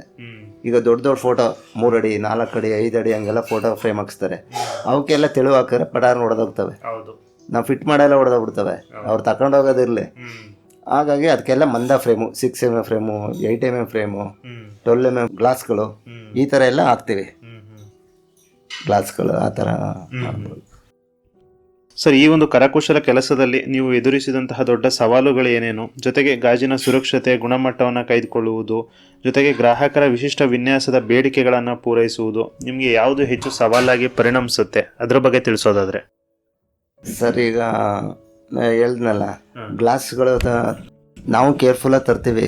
ಎಷ್ಟೋ ಜನ ತರುವಾಗ ಬೈಕ್ 2 ವೀಲರ್ ತರ್ತೀವಿ. ತರುವಾಗಲೇ ಎಷ್ಟೋ ಫ್ರೇಮ್ ನಾವು ಮೈಸೂರಿನ ತರೋದ್ರಿಂದ ಕೈ ತಪ್ಪಿ ಹೊಡೆದೋಗ್ಬಿಡ್ತವೆ. ಯಾವಾಗಲೂ ಒಂದು ಕೈ ವೆಯ್ಟು ಹೆಂಗೋ ಜಾರ್ಕೊಂಡು ಹೊಡೆದೋಗ್ಬಿಡ್ತವೆ. ಅವತ್ತೆಲ್ಲ ಲಾಸು ನಮಗೆ, ಎಲ್ಲ ಹೊಡೆದೋಗ್ಬಿಡ್ತವೆ. ಅವೆಲ್ಲ ನಾವು ಡೆಸ್ಟ್ಗೆ ಹಾಕ್ಬಿಡೋದು. ಈಗ ಕಸ್ಟಮರು ಫೋಟೋ ಫ್ರೇಮ್ ತೊಗೊಂಡೋಗ್ತಾರೆ. ನಾವು ಇಲ್ಲಿ ಹಾಕ್ಕೊಟ್ಟಾಗ ಚೆನ್ನಾಗಿರ್ತವೆ. ಅವ್ರಿಗೂ ತೋರಿಸ್ಬಿಟ್ಟು ಫ್ರೇಮು ಇದು ಗ್ಲಾಸ್ ಹೊಡ್ಕೊಂಡು ಹೋಗಬೇಡಿ, ಹೊಡ್ಕೊಂಡು ಹೋಗಬಾರ್ದು, ಹೋದ್ರೆ ಒಂಥರ ಅಪಶಕುನ, ನೀಟಾಗಿ ತಗೊಂಡೋಗಿ ಅಂತ ಹೇಳ್ತಾಯಿದ್ವಿ. ಕೊಡುವಾಗ ತೋರಿಸ್ಕೊಡ್ತೀವಿ. ಇವ್ರು ಏನು ಮಾಡ್ತಾರೆ, ಹೇಗೋ ತಗೊಂಡೋಗ್ತಾರೆ 2 ವೀಲರಲ್ಲೋ ಬಸ್ಸಲ್ಲೋ ಫೋಟೋ ಮಾಡಿಬಿಡೋದು, ಬಸ್ಸಿನ ಮೇಲೆ ಕೂತ್ಕೊಂಡ್ಬಿಡೋದು, ಹೊರಿಕೊಳ್ಳೋದು, ಹೊಡೆದಾಕ್ಬಿಡೋದು. ಆಮೇಲೆ ಬೈಕಲ್ಲಿ ಹೋಗುವಾಗ ಕುಲ್ಕಿ ಹೊಡೆದೋಗೋ ಚಾನ್ಸ್ ಇರ್ತವೆ. ಬಂದುಬಿಟ್ಟು ತುಂಬ ನಮ್ಮ ಮೇಲೆ ಗಲಾಟೆ ಮಾಡ್ತಾರೆ, ನೀವು ಹಾಕಿರೋ ಗ್ಲಾಸ್ಗಳು ಸರಿ ಇಲ್ಲ, ಹೊಡೆದೋಗ್ಬಿಡ್ತು. ಆಗ ನಾವು ಹೇಳ್ತೀವಿ, ಈ ಥರ ಗ್ಲಾಸ್ ನಾನು ತೋರಿಸ್ತಾನೆ ಹಾಕುವಾಗ ಇದು ಒಡೆಯ ಪದಾರ್ಥ ಹೊಡಿತವೆ, ಕೇರ್ಫುಲ್ಲಾಗಿ ತಗೊಂಡೋಗಿ ಅಂತ ಹೇಳ್ತೀವಿ. ಆಮೇಲೆ ಇವಾಗ ಅದನ್ನು ಓಪನ್ ಮಾಡಿ ಯಾವುದೇ ಪದಾರ್ಥ ಆದರೂ ಅಷ್ಟೇ ಹೊಸ ಫೋಟೋ ರೆಡಿ ಮಾಡ್ಬೋದು ಬೇಗ. ಹಳೆ ಫೋಟೋ ಮಾಡೋಕ್ಕೆ 1 to 2 ಕೆಲಸ ಹಿಡಿತದೆ. ಅದನ್ನು ಬಿಚ್ಚಿ ಹಿಂದೆಡೆ ಬೋಲ್ಡ್ ಬಿಚ್ಚಿ ಕ್ಯಾಲೆಂಡರ್ಗಳು ಪಿಕ್ಚರ್ಗಳು ಬಿಚ್ಚಿ ಅದೆಲ್ಲ ಆಮೇಲೆ ಫ್ರೇಮ್ ಹೊಡೆದೋಗಿರುತ್ತೆ, ಆ ಫ್ರೇಮ್ ಫಿಟಪ್ ಮಾಡಿ ಇದು ಒಂದು ಫೋಟೋ ಮಾಡೋದೇ ಇನ್ನು 4 ಫೋಟೋ ಕೆಲಸ ಹಿಡಿಯುತ್ತೆ ಟೈಮು. ಆದರೂ ಅವ್ರ ಕೈಲಿ ಬೈಸ್ಕೊಂಡು ಜಾಳಾಡಿಸ್ಕೊಂಡು ಗ್ಲಾಸು ತೆಳುವಾಕ್ಬಿಟ್ಟಿದ್ದೀರಾ ಮಂದ ಹಾಕಿ ಅಂತಾರೆ. ಎಷ್ಟೇ ಮಂದ ಹಾಕಿದ್ರು ಅದು ಕೂರಲ್ಲ, ಅದು ತೆಳುನೇ ಹಾಕೋದು. ನೀವು ತಗೊಂಡೋಗೋ ಕೇರ್ಫುಲ್ಲಾಗಿ ತಗೊಂಡೋಗಿ ಅಂತ ನಾವು ಹೇಳಿಲ್ವಾ ಅಂತಲೆಲ್ಲ ಅಂತೀವಿ. ಅವಾಗ ಸಮಸ್ಯೆಗಳಾಯ್ತವೆ, ಬೈತಾರೆ, ಜಾಳಾಡ್ತಾರೆ. ನಾವು ಅವ್ರ ಜೊತೇಲಿ ಮಾತುಕತೆ ಆಡ್ತೀವಿ. ಇನ್ನು ನಾವು ಮಾಡಿಕೊಟ್ಟು ಪದಾರ್ಥ ಅಂದ್ಬಿಟ್ಟು 100 ರೂಪಾಯಿ ಕೊಡೋದು 50 ರೂಪಾಯಿ ಇಸ್ಕೊತೀವಿ. ಹೀಗೆಲ್ಲ ನಡೀತವೆ. ಸರ್, ಈ ಫೋಟೋ ಅಥವಾ ಕಲಾಕೃತಿಯನ್ನ ಹಾಳು ಮಾಡದೆ ಅದನ್ನು ದೀರ್ಘಕಾಲದವರೆಗೆ ಸುರಕ್ಷಿತವಾಗಿ ಇಡಲು ನೀವು ಗ್ರಾಹಕರಿಗೆ ನೀಡುವಂತಹ ಮುಖ್ಯ ಸಲಹೆ ಏನಾಗಿರುತ್ತೆ ಸರ್? ಹೇಳ್ತೀವಿ ಕಾರು, ಇದು ಮೇಲೆ ಫೋಟೋ ಹಾಕಿರ್ತೀವಲ್ಲ, 1 ವೀಕಿಗೆ ಫೋಟೋ ರಿಂಕಲ್ಸ್ ಬಂದ್ಬಿಟ್ಟಿದೆ ಅಂತಾರೆ. ಆಮೇಲೆ ಹಿಂದೆಡೆ ಬೋಲ್ಡ್ ಇರುತ್ತೆ, ಬೋಲ್ಡ್ ಫಿಟಪ್ ಮಾಡಿ ಫ್ರೇಮ್ ಹಾಕಿ ಗ್ಲಾಸ್ ಹಾಕಿ ಬೋಲ್ಡ್ ಹಿಂದೆಡೆ ಹೊಡೆದಿರ್ತೀವಿ. ಆ ಬೋಲ್ಡಲ್ಲಿ ತೇವಾಂಶ ಆಗೋಗಿರುತ್ತೆ. ತೇವಾಂಶ ಆಗದೆ ಅವರು ನೀವು ಫ್ಲವರ್ ಶೀಟ್ ಹಾಕಿರೋದು ಚೆನ್ನಾಗಿಲ್ಲ, ಎಲ್ಲ ಒಪ್ಪಳ ಬಂದ್ಬಿಟ್ಟಿದೆ, ಊದ್ಬಿಟ್ಟಿದೆ, ಎಲ್ಲ ಕಿತ್ತೋಗಿದೆ, ಗೆಜ್ಜಿಲ್ ತಿನ್ಕೊಂಡೋಗಿದೆ ಅಂತಾರೆ. ಸರಿ, ಫೋಟೋಗಳನ್ನ ನೀವು ಹೇಗೆ ನಿಮ್ಮ ಆರೋಗ್ಯನ ಮೇಂಟೈನ್ ಮಾಡ್ತೀರಾ ಹಂಗೆ ಮಾಡಬೇಕು. ನಾವು ಕಟ್ಟ ಜಾಗದಲ್ಲಿ ನೀರು ಬೀಳ್ತದೆ, ಮಳೆ ನೀರು ಅಂತಾರೆ. ಈಗ ಮಳೆ ನೀರಿನಿಂದರೆ ಫೋಟೋ ಹೋಗಲ್ವಾ? ಹೇಳ್ತೀವಿ ನಾವು ಕೇರ್ಫುಲ್ಲಾಗಿ ನೋಡ್ಕೊಳ್ಳಿ, ನೀವು ಹೆಂಗೆ ನೋಡ್ಕೋತೀವಿ. ಈಗ ನೀವು ಮಳೆ ನೆನೆಯುವಾಗ ಮಲಿಕತ್ತೀರ ಅಲ್ಲಿ, ಆ ಥರ ಫೋಟೋನ ನೋಡ್ಕೋಬೇಕು, ನೀವು ಜೋಪಾನ ಮಾಡಬೇಕು ಅಂತ ಹೇಳ್ತೀವಿ. ಬೇರೆ ಪದಾರ್ಥ ಇದ್ದರೆ ಪಾತ್ರೆ ಪದಾರ್ಥಗಳು ಕಬ್ಬಿಣಗಳು ಇವೆಲ್ಲ ಏನು ಎಲ್ಲಿಟ್ರು ಏನೂ ಆಗಲ್ಲ ಬಿಡಿ. ಫೋಟೋಗಳು ತೇವಾಂಶ ಆಗದ. ಆಮೇಲೆ ಹಿಂದೆಡೆ ದೇವ್ರ ಮನೆ ಫೋಟೋ ಪೂಜೆ ಮಾಡ್ತಾರಲ್ಲ, ಆವಾಗ ಹಿಂದೆಡೆ ಬೋಲ್ಡ್ನೆಲ್ಲ ತೇವದ ಬಟ್ಟೆಯಲ್ಲಿ ಒರೆಸ್ತಾರೆ. ಅದು ದುಪ್ಪಳ ಬರ್ತದೆ, ಅದು ಮುಗ್ಗ ಬರ್ತದೆ. ಅದನ್ನು ಬಂದು ನಮ್ಮ ಮೇಲೆ ಹೇಳೋದವರು, ನೀವು ಹಾಕಿದ್ದು ಸರಿಯೇ ಇಲ್ಲ, ಬೋಲ್ಡ್ ಮಂದದ್ದು ಹಾಕ್ಬೇಕಾಯ್ತು, ಹಿಂದೆಡೆ ಎಲ್ಲ ಒಪ್ಪಳ ಬಂದ್ಬಿಟ್ಟು ಎಲ್ಲ ತಿಂದೋಗಿದೆ, ಗೆದ್ಲು ಹಿಡಿದೋಗಿದೆ. ಗೆದ್ಲು ಹಿಡಿಯೋ ಜಾಗದಲ್ಲಿ ಫೋಟೋ ಕಟ್ತಾರ? ಇದು ಸಮಸ್ಯೆಗಳು ಬರ್ತವೆ. ನಾವು ಅವರು ಸುಮಾರು ಸತಿ ಹೇಳ್ತೀವಿ, ಕಟ್ಟಬೇಡಿ, ಈಗ ಮಳೆ ನೆನೆದಿದ್ದ ಜಾಗದಲ್ಲಿ ಕಟ್ಟಬೇಡಿ. ಅಥವಾ ಇಲ್ಲಾಂದರೆ ಗೋಡೆಗೆ ಒರೆಸ್ದಂಗೆ ಫೋಟೋ ಯಾರೂ ಕಟ್ಟಬಾರ್ದು, ಸ್ವಲ್ಪ ಡೌನ್ ಮಾಡಬೇಕು. ಆಗ ಅದು ಅಲ್ಲಿಗೆ ತಾಗಲ್ಲ. ಕೆಳಗಡೆ ಒಂದು ಪಟ್ಟಿ ಹೊಡೆದ್ಬಿಟ್ಟು ಸ್ವಲ್ಪ ಕೆಳಗಡೆಗೆ ವಾಲ್ದಂಗೆ ಮಾಡಿದ್ರೆ ಅದು ಗೋಡೆಗೆ ಟಚ್ ಆಗಲ್ಲ. ಗೋಡೆಗೆ ತೇವಾಂಶ ಬಂದರೂ ಅದಕ್ಕೆ ಟಚ್ ಆಗಲ್ಲ. ಆಮೇಲೆ ಇಲಿಗಳು ಅವು ಇವು ಕಟ್ ಮಾಡಿಬಿಡ್ತವೆ, ಕಟ್ಟಾಗೋಯ್ತು ಕೆಳಗೆ ಬಿದ್ದು ಫೋಟೋ ಅಂತಾರೆ. ಅದರಿಂದ ದಾರ ಕಟ್ಟಬೇಡಿ, ದಾರ ಕಟ್ಟಿದ್ರೆ ದಾರ ಕಡ್ದು ಬಿಡ್ತವೆ. ಅದರಿಂದ ನೀವು ಬೈಂಡಿಂಗ್ ಅದು ಇದು ಕಟ್ಟಿ ಅಂತೆಲ್ಲ ಜೋಪಾನ ಮಾಡ್ತೀವಿ. ಅವ್ರು ಏನು ಎಷ್ಟು ಹೇಳ್ಬೇಕು ಸಾಧ್ಯನೋ ಅಷ್ಟು ಹೇಳ್ತೀವಿ. ಇನ್ನು ಅವ್ರಿಷ್ಟ ಅಲ್ವೇಳಿ, ನಾವೇನು ಮಾಡೋಕ್ಕಾಗುತ್ತೆ? ಇದು ಸಮಸ್ಯೆ ಸರ್. ಒಂದು ಕ್ಯಾಮ್ರಾಗಳ ಬಳಕೆ, ಫೋಟೋ ಸ್ಟುಡಿಯೋಗಳ ಸ್ವರೂಪ, ಫೋಟೋ ಮುದ್ರಣ ಇದೆಲ್ಲವೂ ಕಾಲಕ್ಕೆ ತಕ್ಕಂತೆ ಸಾಕಷ್ಟು ಬದಲಾಗಿದೆ. ನಿಮ್ಮ ವೃತ್ತಿಯಲ್ಲಿ ನೀವು ಈ ಬದಲಾವಣೆಗಳನ್ನು ಹೇಗೆ ಸ್ವೀಕರಿಸಿದ್ದೀರಾ, ಅದ್ರ ಬಗ್ಗೆ ಹೇಳೋದಾದರೆ? ಸರ್, ಮೊದಲು ಹಿಂದೆ ಸ್ಟುಡಿಯೋ ಅಂದರೆ ರೀಲ್ ಕ್ಯಾಮ್ರಾ ಇರ್ತಿದ್ದು, ರೀಲ್ ಹಾಕ್ಕೊಂಡು ಎಷ್ಟೋ ಸಲ ನಮ್ಮ ಹತ್ರ ಗಲಾಟೆನೂ ಹೋಗ್ಬಿಟ್ಟಿದೆ. ಅದು ಹೆಚ್ಚು ಕಮ್ಮಿ ಒಂದು 4-5 ಸಾವಿರ ರೂಪಾಯಿ ಬಿಸ್ನೆಸ್ಸು. ಒಂದು ರೀಲ್ ಹಾಕಿರ್ತೀವಿ ಸ್ಟುಡಿಯೋದಲ್ಲಿ, ಅದನ್ನು ನಾವು ನೀಟಾಗಿ ಕೂರಿಸ್ತೀವಿ, ಏನೋ ಹೆಂಗೋ ಮಿಸ್ ಆಗ್ತವೆ. ಆವಾಗ ನಾವು ಏನೋ ಹಿಂಗೆ ಕ್ಲಿಕ್ ಮಾಡಿದ ತಕ್ಷಣ ಅದು ರೋಲು ಮೂವ್ ಆಗ್ತಾ ಇರುತ್ತೆ. ನಾವು ಎಲೆ ಆಯ್ತಾ ಇದೆ ಕ್ಲಿಕ್ ಮಾಡ್ತೀವಿ, ಅವ್ರು ಹೊಟ್ಟೋಯ್ತಾರೆ, ಕ್ಲಿಕ್ ಮಾಡಿ ಆಮೇಲೆ ರೋಲ್ನ ಡೆವಲಪ್ ಮಾಡಿಸ್ತೀವಿ. ಲ್ಯಾಬಲ್ಲಿ ಡೆವಲಪ್ ಮಾಡೋದು. ಕಲರ್ ಆದರೆ ಬ್ಲ್ಯಾಕ್ ಆ್ಯಂಡ್ ವೈಟ್ ಆದರೆ ನಾವೇ ಡೆವಲಪ್ ಮಾಡಿ ಇಲ್ಲೇ ಪ್ರಿಂಟ್ ಹಾಕ್ಕೊಡ್ತೀವಿ. ಕಲರ್ ಫೋಟೋನ ಆ ಥರ ಆದಾಗ ಒಳ್ಳೊಳ್ಳೆ ಫಂಕ್ಷನ್ಸ್ಗಳು. ಈಗ ಪೊಲೀಸ್ನವರು ಎದುರುಗಡೆ ಪೊಲೀಸ್ ಸ್ಟೇಷನ್ ಎದುರುಗಡೆ ಸ್ಟುಡಿಯೋ ಆಯಿತು, ಅವರು ಯಾವುದೋ ಎಕ್ಸ್ಪೈರ್ಡ್ ಆಗಿರೋದು ಇಲ್ಲ ಒಂದು ಟ್ಯಾಕ್ಟ್ರದು ಆಕ್ಸಿಡೆಂಟ್ದು ವೆಹಿಕಲ್ಗಳು ಅವನ್ನೆಲ್ಲ ಫೋಟೋ ಹೊಡೆಸ್ಕೊತಿದ್ರು. ಅದೆಲ್ಲ ಹೊಡೆದಿರ್ತೀವಿ. ಆವಾಗ ಡೆವಲಪ್ ಮಾಡಿದ್ರೆ ಅಲ್ಲಿ ಒಂದು ಬಂದಿರಲ್ಲ, ಯಾಕೆ ರೀಲ್ಸ್ ಕರೆಕ್ಟಾಗಿ ಕೂರಿಸಿರಲ್ಲ. ಈಗೆಲ್ಲ ಏನೋ ಚಿಪ್ಪು ಕ್ಲಿಕ್ ಮಾಡಿದ ತಕ್ಷಣ ಅಲ್ಲೇ ತೋರಿಸುತ್ತೆ, ಚೆನ್ನಾಗಿ ಬರೋ ಅದ್ರ ಡಿಲೀಟ್ ಮಾಡಿಬಿಟ್ಟು ಇನ್ನು ಒಂದು ಹೊಡೆಯೋದಕ್ಕೆ 4 ಹೊಡಿತೀವಿ. ಚೆನ್ನಾಗಿ ಯಾವುದಿದೆ ಅದ್ರಲ್ಲಿ ತಗೋತೀವಿ, ಇಟ್ಕೊಂಡು ಬೇರೆ ಡಿಲೀಟ್ ಮಾಡ್ತೀವಿ. ಇವಾಗ ಮೊದಲು ರೀಲ್ ಕ್ಯಾಮ್ರಾ ಆದ್ರಿಂದ ನಮಗೆ ಗೊತ್ತಾಗಲ್ಲ, ಅದನ್ನು ಡೆವಲಪ್ ಮಾಡಿದಾಗ ಗೊತ್ತಾಯ್ತಿತ್ತು. ಆ ರೀಲು 36 ರೀಲ್ ತೋರಿಸೋದು, 36 ಬರ್ತಿತ್ತು ಒಂದು ರೀಲಲ್ಲಿ. ಆವಾಗ ಅಲ್ಲಿ ಡೆವಲಪ್ ಮಾಡಿದಾಗ ಎಲ್ಲ ಬ್ಲ್ಯಾಕ್ ಆಗಿರುತ್ತೆ. ಅವರು ಏನು ಒಂದು ಇಲ್ವಲ್ಲ, ಎಕ್ಸ್ಪೋಸ್ ಆಗಿಲ್ವ, ಓ ಹಂಗಾರೆ ಸರಿಯಾಗಿ ರೀಲ್ ಹಾಕಿಲ್ಲ ಬಿಡಿ ಅಂತಂದ್ಬಿಟ್ಟು ಅವರು ಬಂದ್ಬಿಡ್ತಿದ್ವಿ. ಇಲ್ಲಿ ಬಂದು ಅಮೌಂಟ್ ಎಲ್ಲ ಕೊಟ್ಟಿರ್ತಾರೆ, ಕೊಡಿ ಫೋಟೋನ ಅಂತಾರೆ, ಫೋಟೋ ಬಂದಿರಲ್ಲ. ನಾವು ಅವ್ರಿಗೆ ಏನು ಕ್ವಶನ್ ಮಾಡಬೇಕು? ಈಗ ಬೇರೆ ವ್ಯಕ್ತಿಗಳಾದ್ರೂ ಬಂದು ಹೊಡೆದ್ರೆ ನೀವು ಕಣ್ಣು ಮುಚ್ಚಿಬಿಟ್ಟಿದ್ರಿ, ಬೇರೆ ಬಂದು ಹೊಡಿಸಿ ಅಂತ ಹೇಳ್ಬೋದು. ಅವ್ರದ್ದು ಏನೋ ಬಾಡಿ ತಗೊಂಡೋಗಿರ್ತಾರೆ, ಒಬ್ಬರು ಸೂಸೈಡ್ ಮಾಡ್ಕೊಂಡಿರ್ತಾರೆ, ಅದನ್ನೆಲ್ಲ ಸ್ಟೇಷನ್ ಹೊಡಿಸ್ತಾರೆ. ಹಂಗೆಲ್ಲ ಎಷ್ಟೋ ಸತ ಹೋಗ್ಬಿಟ್ಟಿದೆ. ಆವಾಗ ನಾವು ಇರೋದು ಹೇಳ್ಬಿಡೋದು ಮ್ಯಾಟ್ರ್ ಅವ್ರಿಗೆ. ಇಲ್ಲ ಫೋಟೋ ಇವತ್ತಿಲ್ಲ ಅಂದರೆ ಇನ್ನೊಂದು ದಿನ ಕೊಡಲೇಬೇಕು. ಅವ್ರು ಬಂದು ಕೇಳ್ತಾರೆ, ಕೊಡಿ 2 ದಿನ ಲೇಟ್ ಆದರೂ ಅಲ್ಲಿ ಕೊಡಿ ಅಂತಾರೆ. ನಾವು ಇರೋ ಮ್ಯಾಟ್ರು, ಸರ್ ಈ ಥರ ರೀಲ್ ಹಾಕುವಾಗ ಡಿಫ್ರೆಂಟ್ ಆಗಿಬಿಟ್ಟಿದೆ, ರೀಲ್ ಸುಟ್ಟೋಗ್ಬಿಟ್ಟಿದೆ, ಏನು ಮಾಡೋದು ಅಂತ ಅವ್ರಿಗೆ ರಿಕ್ವೆಸ್ಟ್ ಮಾಡ್ಕೋತೀವಿ. ಕೆಲವರು ಗಲಾಟೆ ಮಾಡ್ತಾರೆ, ರೇ ಅಷ್ಟಿಲ್ಲದೆ ಮೇಲೆ ಸ್ಟುಡಿಯೋ ತೆಗಿಟ್ಟಿದ್ರ ಹಾಗೆ ಈಗ ಇಂಪಾರ್ಟೆಂಟು ಅದು, ನಾವು ಅವ್ರನ್ನ ಕರ್ಕೊಂಬಂದು ಪುನಃ ಫೋಟೋ ಹೊಡಿಸೋಕ್ಕಾಗುತ್ತಾ ಅಂತ ತುಂಬ ಗಲಾಟೆ ಮಾಡ್ತಾರೆ.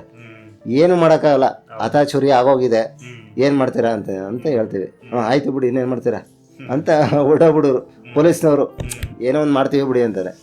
ಇವಾಗ ಏನಾಗಿದೆ, ಡಿಜಿಟಲ್ ಬಂದಿರುತ್ತೆ, ಈಗ ಚಿಪ್ಪಲ್ಲಿ ಬರುತ್ತಲ್ಲ, ಈಗ ಕಂಪ್ಯೂಟರ್ ಬಂದ್ಬಿಟ್ಟು ಯಾವ ಥರ ಹೆಂಗೆ ಬೇಕಾದ್ರೂ ಪಕ್ಕದಲ್ಲಿ ನಿಲ್ಸ್ಕೊಬೋದು, ಹೊಡೆಸ್ಕೋಬೋದು, ಒಬ್ಬರನ್ನ 10 ಜನ ಮಾಡ್ಬೋದು, ಹಂಗೆಲ್ಲ ಮಾಡ್ಬೋದು. ಹಾಗಾಗಿ ಇವರು ಸ್ಟೇಷನ್ ಅವರು ಏನು ಯಾವ ಇದು ಬರ್ತಾರೆ ಅಂದರೆ, ಇದನ್ನು CD ಲೋಡ್ ಮಾಡಿಕೊಡಿ ಅಂತಾರೆ. ಈಗ CD ಕೇಳ್ತಾರೆ ಕೋರ್ಟಲ್ಲಿ, ರೀಲ್ ಕೇಳ್ತಾಯಿದ್ರು, ಹೊಡೆದಿರ್ತೀವಲ್ಲ ಅದೇ ಒರಿಜಿನಲ್ ಮೇಯ್ನು. ಫೋಟೋಗಿಂತ ಒಂದು ಫೋಟೋ ಇದ್ದರೆ ಇನ್ನೊಂದು ಫೋಟೋ ಮಾಡ್ಕೋಬೋದು, ಅದೇ ರೀಲಲ್ಲಿ ಮಾಡೋಕ್ಕಾಗಲ್ಲ, ಅದೇ ಒರಿಜಿನಾಲಿಟಿ. ಹಾಗಾಗಿ ಇವಾಗ ಅದಿಲ್ವಲ್ಲ ರೀಲ್, ನಾವು ನಮ್ಮ ಹತ್ರ ರೀಲ್ ಕ್ಯಾಮ್ರಾನ 7-8 ಕ್ಯಾಮ್ರಾ ಇದೆ, ಎಲ್ಲ ಡೆಡ್ಡಾಗಿ ಗುಜ್ರಿಗೆ ಹಾಕ್ಬಿಟ್ಟಿದ್ದೀವಿ. ಹಾಂ, ಅಂದ್ರೆ ನಡೆಯಲ್ವಲ್ಲ.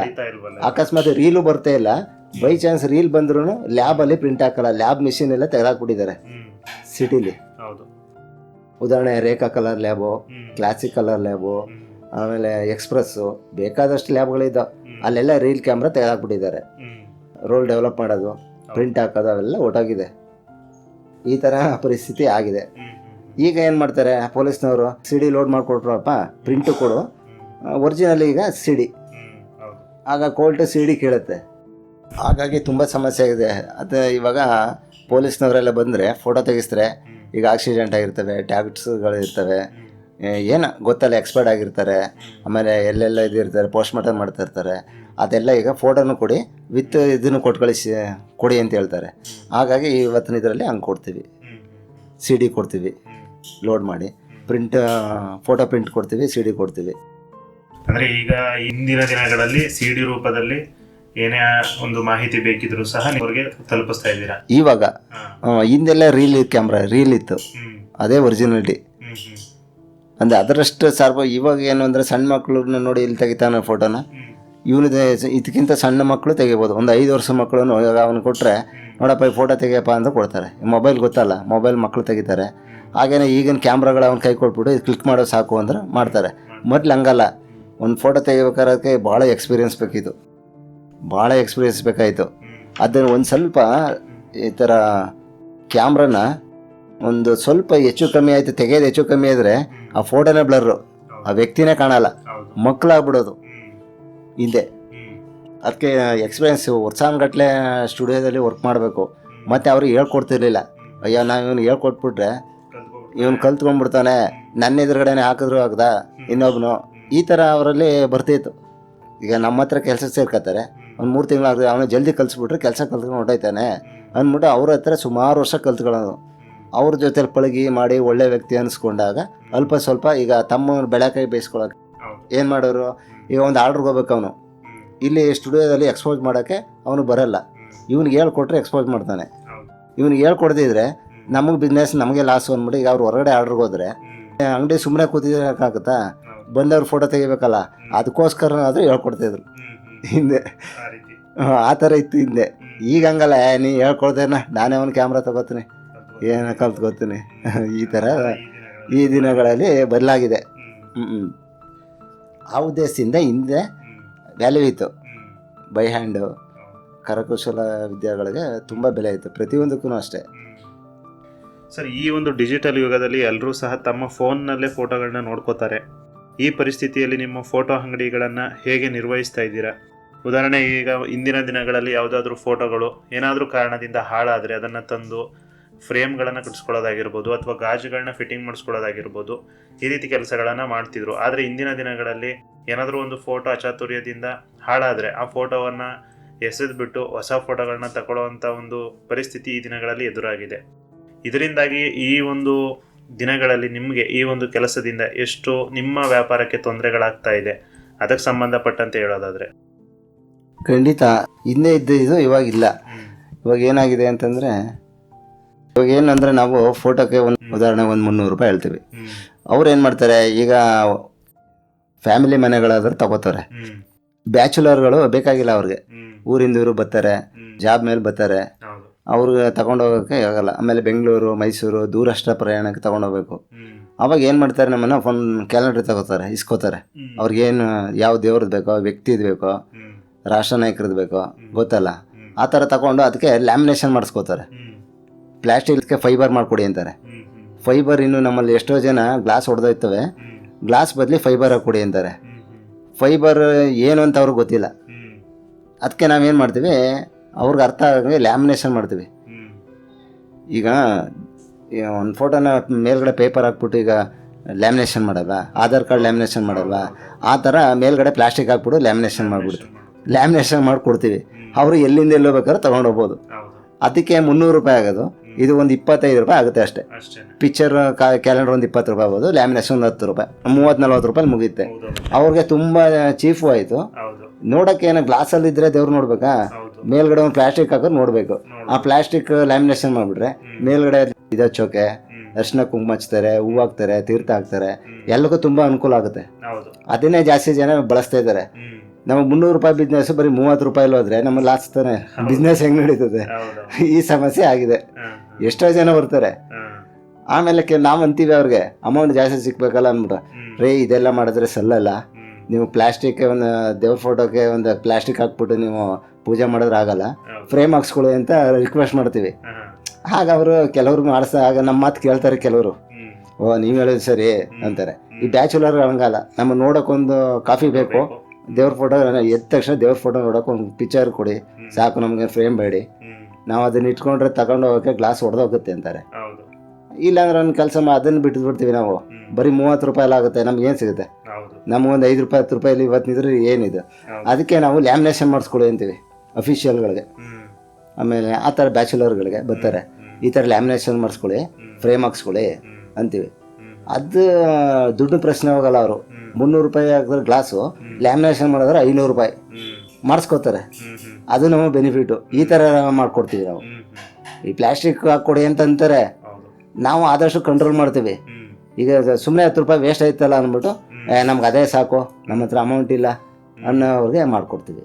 ಈ ಥರ ಇಲ್ಲಾಂದರೆ ಅಫಿಷಿಯಲ್ಗೆ ಅವ್ರಿಗೆ ಅರ್ಥ ಆಗುತ್ತೆ, ಈ ಥರ ಫೈಬರ್ ಫ್ರೇಮ್ ಹಾಕ್ಸ್ಬಿಡಿ, ಚೆನ್ನಾಗಿರೋದು ಕಾಂಬಿನೇಷನ್ನು, ಇದು ವುಡ್ ಹಾಕ್ಬಿಟ್ಟು ದಪ್ಪದ ವುಡ್ ಹಾಕಿ ಮೇಲ್ಗಡೆ ಲ್ಯಾಮಿನೇಷನ್ ಮಾಡ್ತೀವಿ. ಅಂದರೆ ಲ್ಯಾಮಿನೇಷನ್ ಗೊತ್ತಲ್ಲ ಮಕ್ಕಳದೆಲ್ಲ, ಇದೆಲ್ಲ ಮದುವೆಗಳದು ಅದೆಲ್ಲ ಲ್ಯಾಮಿನೇಷನ್ ಮಾಡಿ ಹಾಕ್ತೀವಲ್ಲ, ಅದು ಒಳ್ಳೆಯ ಇದು. ಅಂದ್ರೆ ಅವರವರ ಬೇಡಿಕೆಗೆ ತಕ್ಕಂತೆ ಮಾಡ್ಕೊಡ್ತೀವಿ. ಖಂಡಿತ ಏನು ಬೇಕು ಅದನ್ನ ಮಾಡ್ಕೊಡ್ತೀವಿ. ಖಂಡಿತ ಮಾಡ್ಕೊಡ್ತೀವಿ. ಸರ್, ಈ ಒಂದು ವೃತ್ತಿ ಸಂತೃಪ್ತಿ ಅಂದರೆ ನಿಮ್ಮ ಪ್ರಕಾರ ಏನು? ನಿಮ್ಮ ಈ ಕೆಲಸದಲ್ಲಿ ನೀವು ಯಾವ ರೀತಿಯ ಸಂತೋಷ ಮತ್ತು ತೃಪ್ತಿಯನ್ನು ಕಂಡುಕೊಂಡಿದ್ದೀರಾ? ನಿಮ್ಮ ವೃತ್ತಿಯ ಬಗ್ಗೆ ನಿಮಗೆ ಎಷ್ಟು ಹೆಮ್ಮೆ ಇದೆ, ಅದರ ಬಗ್ಗೆ ತಿಳಿಸೋದಾದರೆ? ನೋಡಿ, ನಮಗೆ ದುಡ್ಡೇ ಮುಖ್ಯ ಅಲ್ಲ. ಒಬ್ರು ಮಾಡಿ ಒಬ್ರು ಕೊಡ್ತೀವಿ ಅಲ್ವಾ, ಅವ್ರು ಖುಷಿ ಪಡ್ತಾರೆ. ಸರ್ ನೀವು ಅವತ್ತು ಮಾಡಿಕೊಟ್ಟಿದ್ರಲ್ಲ ತುಂಬ ಚೆನ್ನಾಗಿದೆ, ದುಡ್ಡೆಲ್ಲ ಮುಖ್ಯ. ದುಡ್ಡು ಈಗ ನಾವು ಕೊಟ್ಟು ದುಡ್ಡು ನಿಮ್ಮ ಹತ್ರ ಎಷ್ಟೊತ್ತು ಬರಲ್ಲ. ನೀವು ಮಾಡೋದು ಪದಾರ್ಥ ನಮ್ಮದು ಲೈಫ್ ಇರುತ್ತೆ, ನಾವು ಇರೋ ಗಂಟು ನೋಡ್ತೀವಿ. ತಂದೆಗೆ ಫೋಟೋ ಬರೆದು ಕೊಟ್ರಿ, ಆ ದುಡ್ಡು ಎಲ್ಲೆಲ್ಲ ಹೋಯ್ತು. ಇವಾಗ 10 ಜನ ಬರ್ತಾರೆ ಮನೆಗೆ, ಒಂದು ಫಂಕ್ಷನ್ನು ಅದು ಇದು ರಿಲೇಟಿವ್ಗಳು ಬರ್ತಾರೆ, ಎಲ್ಲಿ ಮಾಡಿಸ್ರಿ, ಯಾರು ಮಾಡಿಕೊಟ್ರು, ಯಾರು ಈ ಫ್ರೇಮ್ ಮಾಡಿಕೊಡೋದು ಅಂತೆಲ್ಲ ಅಂತಾರೆ. ಆಗ ನಾವು ಇಂಥ ಸ್ಟುಡಿಯೋಕ್ಕೆ ಹೋಗ್ತೀವಿ, ಇಲ್ಲಿ ಇಂಥ ಊರಲ್ಲಿ ಸರ್ಗೂರಲ್ಲಿ ಶ್ರೀರಾಮ್ ಸ್ಟುಡಿಯೋ ಅವರು ಮಾಡಿಕೊಟ್ರು ಅಂದರೆ ನಾವು ಮಾಡಿಸ್ಬೇಕು, ನಮಗೂ ಹೇಳಿ ಅಂದ್ಬಿಟ್ಟು ತುಂಬ ಖುಷಿ ಪಡ್ತಾರೆ. ಅದೇ ನಮಗೆ ಸಂತೋಷ ಅಲ್ವ ಹೇಳಿ? ಅವ್ರು ದುಡ್ಡು ಕೊಡೋದಕ್ಕಿಂತಲ್ಲ, ಅವ್ರು ಕೊಟ್ಟು ದುಡ್ಡು ನಮ್ಮ ಹತ್ರ ಏನು ಬರಲ್ಲ, ಏನೋ ಒಂದು ½ ಅನ್ ಅವರ್ ನಮ್ಮ ಹತ್ರ ಇದ್ದು ಇನ್ನೊಂದು ಇದಾಗುತ್ತೆ. ನಾವು ಮಾಡೋ ಪದಾರ್ಥ ಅವ್ರ ಹತ್ರ ಶಾಶ್ವತ ಉಳಿತದೆ, ಅದನ್ನು ಖುಷಿ ಪಡ್ತಾರೆ. ಅದು ಹೆಮ್ಮೆ ಅಂತ ವಿಷಯ, ಅದು ನಮಗೆ ಹೆಮ್ಮೆ ಕೊಡುತ್ತೆ. ದುಡ್ಡೆಲ್ಲ ಮುಖ್ಯ. ಹಾಗಾಗಿ ದುಡ್ಡಿರೋರು ಮಾಡಿಸ್ತಾರೆ, ದುಡ್ಡು ಇಲ್ಲಿದ್ದವರು ಮಾಡಿಸ್ತಾರೆ. ಯಾರೇ ಪ್ರತಿಯೊಬ್ಬರು ಬಂದು ನಮ್ಮ ಹತ್ರ ಇಷ್ಟು ಚೆನ್ನಾಗಿಲ್ಲ ಮಾಡಿಲ್ಲ ಅಂತ ಒಬ್ಬರು ಬಾಯಲ್ಲೂ ಬಂದಿಲ್ಲ. ಹಾಗಾಗಿ ನಾವು ಹೇಳ್ತೀವಿ, ನೀವು ಅಷ್ಟು ವರ್ಷ ಮಾಡ್ತಿದ್ರಿ ಬಿಡಿ, ನಾವು ಚಿಕ್ಕ ಹುಡುಗ ಇದ್ದಾಗ ನೀವು ಆರ್ಟಿಸ್ಟು ಫ್ರೇಮ್ ವರ್ಕ್ ಮಾಡುವಾಗ ನಾವು ನಿಮ್ಮ ಅಂಗಡಿ ಮುಂದೆ ನಿಂತ್ಕೊತಿದ್ದ ನೋಡಿದ್ದೀವಿ, ಆವಲಿಂದ ನೋಡಿದ್ದೀವಿ ಅಂತೆಲ್ಲ ಹೇಳ್ತಾರೆ. ಅದೇ ಒಂದು ಹೆಮ್ಮೆ ವಿಷಯ ನಮಗೆ ಅಲ್ವೇಳಿ? ಖಂಡಿತ ಅಲ್ವಾ? ಮತ್ತೆ ಇದು ಹೆಮ್ಮೆ ಕೊಡುತ್ತೆ, ನಮ್ಗೆ ಹೆಮ್ಮೆ ಕೊಡುತ್ತೆ. ಇವಾಗ ನಾವೇನು ಸಂಪಾದನೆ ಮಾಡಿಲ್ಲ, ನಮ್ಮ ಹೆಸರೇ ಸಂಪಾದನೆ ಮಾಡಿದ್ದು. ಶ್ರೀರಾಮ ಸ್ಟುಡಿಯೋ, ಶ್ರೀರಾಮ ಆರ್ಟ್ಸು ಅಂತಂದರೆ ಅದೇ ನಮಗೆ ಹೆಮ್ಮೆಯ ವಿಷಯ. ಯಾಕೆಂದ್ರೆ ಅವರು ಕೊಡುವಂತಹ ಹಣ ಸ್ವಲ್ಪ ದಿನಗಳಲ್ಲೇ ಖರ್ಚಾಗಬಹುದು, ಆದ್ರೆ ನೀವು ಮಾಡಿಕೊಟ್ಟಂತ ಹೌದು ಶಾಶ್ವತ ಉಳಿತಾ ಅವ್ರ ಹತ್ರ ಒಂದು ವಸ್ತುವಾಗಿರಬಹುದು, ಹೌದು ಶಾಶ್ವತವಾಗಿರುತ್ತೆ. ಅದನ್ನ ನೋಡಿದಂತ ಅದು ನಮಗೆ ಹೆಮ್ಮೆ ಅಂತ ವಿಷಯ ಅದು. ಹೌದು. ತುಂಬ ಜನ ಹೇಳ್ತಾರೆ ನೀವು ಮಾಡಿಕೊಟ್ರೆ ಫೋಟೋ ಅಲ್ಲಿ ನೋಡಿದೆ ನಮ್ಮ ರಿಲೇಷನ್ ಮನೇಲಿ ಅದಕ್ಕೆ ನೋಡಿ ಬಂದಿದ್ದೀವಿ ಅಂತ ಬರ್ತಾರೆ. ಅದು ಹೆಮ್ಮೆ ವಿಷಯ ಪ್ರತಿಯೊಬ್ಬರಿಗೂ ಅಷ್ಟೇ. ಕೊನೆಯದಾಗಿ ಈ ಕರಕುಶಲ ಕಲೆಯನ್ನು ವೃತ್ತಿಯಾಗಿ ಆಯ್ಕೆ ಮಾಡಲು ಬಯಸುವಂತಹ ಯುವಕರಿಗಾಗಿರ್ಬೋದು, ತಾಲೂಕಿನ ಜನತೆಗಾಗಿರ್ಬೋದು, ಅಥವಾ ನಮ್ಮ ಕೇಳುಗರಿಗಾಗಿರ್ಬೋದು ಒಂದು ಸಂದೇಶವನ್ನು ಕೊಡೋದಾದರೆ ನಿಮ್ಮ ಮೂಲಕ ಏನಂತ ಹೇಳೋದಕ್ಕೆ ಬಯಸ್ತೀರಾ? ಸರ್, ನಾವು ಮೊದಲು 30 ವರ್ಷದಿಂದನೇ ಆರ್ಟಿಸ್ಟ್ ಇದೆ. ಆವಾಗ ನಾವು ಕೆಲವು ಮೊದಲು ಫ್ಲೆಕ್ಸ್ ಬ್ಯಾನರ್ ಎಲ್ಲ ಇಲ್ಲ, ಇವಾಗ ಫ್ಲೆಕ್ಸ್ ಇದೆ. ಆವಾಗ ಕೈಲೇ ಬೈ ಹ್ಯಾಂಡಲ್ಲಿ ಬರೀತಿದ್ವಿ. ಬ್ಯಾನರ್ಸ್ ಇರ್ಬೋದು, ಬೋರ್ಡು, ಫಾರೆಸ್ಟ್ ಡಿಪಾರ್ಟ್ಮೆಂಟ್ ಬೋರ್ಡ್ಗಳು ಎಲ್ಲನೂ ಬರೀತಿದ್ವಿ. ಆವಾಗ ಒಂದೊಂದ್ಸತಿ ನಾವು ಬರೀತಿದ್ವಿ. ನಾವು ಕೆಲವರು ನಿಮ್ಮ ಸೇವಾರ್ಥ ಏನಾದ್ರು ಮಾಡಿ ಅಂತ ಬರ್ಕೊಡಿ ಬೋರ್ಡು ಅದು ಇದು ಅಂತಿದ್ರು. ಆವಾಗ ನಾವು ಬೋರ್ಡ್ಗಳು ಬರ್ಕೊಡ್ತಿದ್ವಿ ಅವ್ರಿಗೆ. ಒಂದು ಬ್ಯಾನರ್ ಇರ್ಬೋದು, ಒಂದು ಬೋರ್ಡ್ ಇರ್ಬೋದು, ಒಂದು ಪಿಕ್ಚರ್ ಇರ್ಬೋದು, ವಾಲ್ಮೀಕಿದು ಫಿಗರ್ ಹಾಕಿ, ಅಂಬೇಡ್ಕರ್ ಅವ್ರದ್ದು ಫಿಗರ್ ಹಾಕಿ ಬೋರ್ಡ್ ಬರ್ಕೊಡ್ತಿದ್ದೋ. ಆವಾಗ ನಾವು ನೀವು ಸೇವಾರ್ಥ ಏನೋ ಮಾಡಿ ಅಂದಾಗ ನಾವು ಅದನ್ನು ಕೇಳ್ತಿರ್ಲಿಲ್ಲ, ದುಡ್ಡು ಕೊಟ್ಬಿಡ್ತೀವಿ ನಮ್ಮ ಸೇವಾರ್ಥ ಇರಲಿ. ಅದೇ ಒಂದು ಖುಷಿ ನಮಗೆ. ಬಂದವರೆಲ್ಲ ನೀವು ನಾವು ಸೇವೆ ಮಾಡಿಸೋರ ಹತ್ರನೇ ಬರೀಬೇಕು ಅಂದ್ಬಿಟ್ಟು ನಮ್ಮ ಊರವರೆಲ್ಲ ಸಂಘದಲ್ಲಿ ತೀರ್ಮಾನ ಮಾಡಿ ಡಾಕ್ಟರ್ ಅಂಬೇಡ್ಕರ್ ಅವ್ರದ್ದು ಫೋಟೋ ಬರೆಸ್ಬೇಕು ಚಿತ್ರ ಅಂತ ಬರ್ತಾಯಿದ್ರು. ಆವಾಗ ನಾವು ಬಿಡಿ ನಮ್ಮ ಸೇವಾರ್ಥ ಇರಲಿ, ನಿಮ್ಮ ಸೇವಾರ್ಥ ಏನೋ ಮಾಡಿ ಧನ ಸಹಾಯ ಅಂತ ಹೇಳಿದ್ರಲ್ಲ, ನಮ್ಮ ಸೇವಾರ್ಥ ಅಂದರು. ಆಯಿತು, ಕೆಳಗಡೆ ನಿಮ್ಮ ಹೆಸರು ಬರೆದು ಬಿಡಿ ಸೇವಾರ್ಥ ಅಂತ ಅಂದ್ಬಿಡ್ತಿದ್ವಿ. ಅದು ಭಾಳ ಹೆಮ್ಮೆ ಕೊಡ್ತಾಯಿತ್ತು. ಅವ್ರ ಒಂದು 500 ರೂಪಾಯಿ 200 ರೂಪಾಯಿ ಇಸ್ಕೊಳ್ಳೋದಲ್ಲ. ನಾವು ಕೊಟ್ಟಾಗ ಊರವ್ರು ಹೇಳ್ತಾರೆ, ನೀವು ಬರೆದಿರೋ ಫೋಟೋ ಭಾಳ ಚೆನ್ನಾಗಿದೆ ಸರ್, ಇನ್ನೂ ಹೋಗಿಲ್ಲ. ಮೊದಲಿಗೆ ನಾವು ಬೋರ್ಡ್ ಬರೆಯುವಾಗ ಒಂದು 8 ವರ್ಷ 10 ವರ್ಷ ಬರ್ತಾಯಿದ್ವು ಬಾಳ್ಕೆ. ಇವಾಗ ಸ್ಪೆಕ್ಸ್ ಬ್ಯಾನರ್ ಒಂದು 2 ತಿಂಗಳು 3 ತಿಂಗಳು ಡಲ್ ಆಗ್ತವೆ ಬಿಸಿಲಿಗೆ. ಅದು ಆಯಿಲ್ ಪೇಂಟು ಅಷ್ಟು ಒಳ್ಳೆ ಪೇಂಟಲ್ಲಿ ಬರಿತಿದ್ವಿ ನಾವು. ಎನಾಮ್ ಆಯಿಲ್ ಪೇಂಟ್ ಬರಿತಿದ್ವಿ. ಬಣ್ಣ ಹೋಯ್ತಿಲ್ಲ, ನೀರು ಬಿದ್ದರೆ ಹೋಗಲ್ಲ, ಬಿಸಿಲಿಗೆ ಡಲ್ ಆಗಲ್ಲ. 10-15 ವರ್ಷ ಅದನ್ನು ನೋಡ್ಬಿಟ್ಟೆ. ನೀವು 10 ವರ್ಷದಲ್ಲಿ ಬರ್ದಿರಲ್ಲ ಬೋರ್ಡು, ಅದು ನಮ್ಮ ಹತ್ರ ಜಂಬಕ್ಕೆ ಕೇಳೋದಲ್ಲ, 30 ವರ್ಷದಲ್ಲಿ ಬೈ ಹ್ಯಾಂಡ್ ಬರೀತಿದ್ದು ಫೋಟೋಗಳು ಪುನಃ ನನ್ನ ಹತ್ರನೇ ಬರ್ತವೆ. ಅವು ಇವರು ಮಾಡಿಕೊಡಿ ನೋಡಿ, ಹಿಂಗಾಗಿದೆ, ಗೆದ್ಲಿ ತಿಂದ್ಬಿಟ್ಟಿದೆ, ಹುಳ ತಿಂದಿದೆ. ಅಲ್ಲಮ್ಮ 30 ವರ್ಷದಿಂದ ಬಂದೈತೆ ಅಲ್ಲ, ಇನ್ನೂ ಏನಾರು ಬರಬೇಕು ಅಂತಾರೆ. ಹಾಗೆ ನೋಡಿ ಚೆನ್ನಾಗಾಯಿತು, ಗ್ಲಾಸ್ ಹೊಡೆದೋಯ್ತು ಅಂತಾರೆ. ಅದಕ್ಕೆ ಗ್ಲಾಸ್ ಹಾಕಿ ಪುನಃ ಫೋಟೋ ತಿದ್ದಿ ಕೈಲಿ. ಆಮೇಲೆ ಕೆಲವರು ಅಂತಾರೆ ಕೈಲೇ ಬರೀಬೇಕು, ಕಂಪ್ಯೂಟ್ರ್ ಬೇಡಿ, ಕಂಪ್ಯೂಟ್ರಲ್ಲಿ ಬೇರೆಯವ್ರ ಬಾಡಿನ ಕವರ್ ಮಾಡಿ ಅವ್ರಿಗೆ ಸ್ಯಾರಿ ಹಾಕಿ, ಶರ್ಟು ಪ್ಯಾಂಟ್ ಹಾಕಿ ಈ ಥರ ಇದು ಮಾಡ್ತಾರೆ. ಅದೆಲ್ಲ ಬೇಡಿ, ನ್ಯಾಚುರಲ್ ಇರಲಿ ಅಂತಾರೆ. ಹಾಗೆ ಮಾಡ್ಕೊಡ್ತೀವಿ ಅವೆಲ್ಲನು. ಕೇಳಿದಿರಿ ಅಲ್ವಾ ನಮ್ಮ ಅತಿಥಿಯ ಮಾತುಗಳನ್ನು? ಅವರ ಬದುಕು, ಅವರ ವೃತ್ತಿ ಎಲ್ಲವೂ ನಮಗೆ ಒಂದು ದೊಡ್ಡ ಪಾಠ. ಸಂತೋಷ ಮತ್ತು ತೃಪ್ತಿ ದೊಡ್ಡ ಜಾಗಗಳಲ್ಲಿ, ದೊಡ್ಡ ಸಂಬಳದಲ್ಲಿ ಮಾತ್ರ ಇರುವುದಿಲ್ಲ. ಬದಲಾಗಿ ನಾವು ಮಾಡುವ ಕೆಲಸಕ್ಕೆ ನಾವು ಕೊಡುವ ಗೌರವದಲ್ಲಿ, ಪ್ರೀತಿಯಲ್ಲಿ ಇರುತ್ತದೆ. ಈ ಕತೆ ನಮ್ಮೆಲ್ಲರ ಮನಸ್ಸನ್ನು ಮುಟ್ಟಿದೆ ಎಂದು ಭಾವಿಸುತ್ತೇನೆ. ನಮ್ಮ ಕಾರ್ಯಕ್ರಮ ವೃತ್ತಿ ಸಂತೃಪ್ತಿಗೆ ಬಂದಿದ್ದಕ್ಕಾಗಿ ಸರ್ ತಮಗೆ ತುಂಬು ಹೃದಯದ ಧನ್ಯವಾದಗಳು ಸರ್. Thank you. ಕೇಳಿದಿರಿ ಅಲ್ವಾ ನಮ್ಮ ಅತಿಥಿಯ ಮಾತುಗಳನ್ನು? ಅವರು ಕೇವಲ ಒಂದು ಫೋಟೋ ಸ್ಟುಡಿಯೋ ನಡೆಸುತ್ತಿಲ್ಲ, ಅವರು ಜನರ ನೆನಪುಗಳನ್ನು ಸಂರಕ್ಷಿಸುವ ಒಂದು ದೊಡ್ಡ ಕೆಲಸ ಮಾಡುತ್ತಿದ್ದಾರೆ. ನಾವು ಮಾಡುವ ಕೆಲಸ ಏನೇ ಇರಲಿ, ಅದಕ್ಕೆ ನಮ್ಮ ಸಂಪೂರ್ಣ ಪ್ರೀತಿ ಮತ್ತು ಶ್ರದ್ಧೆಯನ್ನು ನೀಡಿದಾಗ ಅಲ್ಲಿ ಖಂಡಿತವಾಗಿಯೂ ಸಂತೃಪ್ತಿ ಸಿಗುತ್ತದೆ. ಮತ್ತಷ್ಟು ಆಸಕ್ತಿದಾಯಕ ವ್ಯಕ್ತಿಗಳು ಮತ್ತು ಅವರ ವೃತ್ತಿ ತೃಪ್ತಿಯ ಕಥೆಗಳೊಂದಿಗೆ ಮುಂದಿನ ವಾರ ಮತ್ತೆ ಭೇಟಿಯಾಗೋಣ. ಅಲ್ಲಿಯವರೆಗೂ ಕೇಳ್ತಾ ಇರಿ ಜನಧ್ವನಿ ಸಮುದಾಯ ಬಾನುಲಿ ಕೇಂದ್ರ 90.8 ಕಂಪನಾಂಕದಲ್ಲಿ ಸರಗೂರಿನಿಂದ ಪ್ರಸಾರವಾಗುತ್ತಿದೆ. ಧನ್ಯವಾದಗಳು.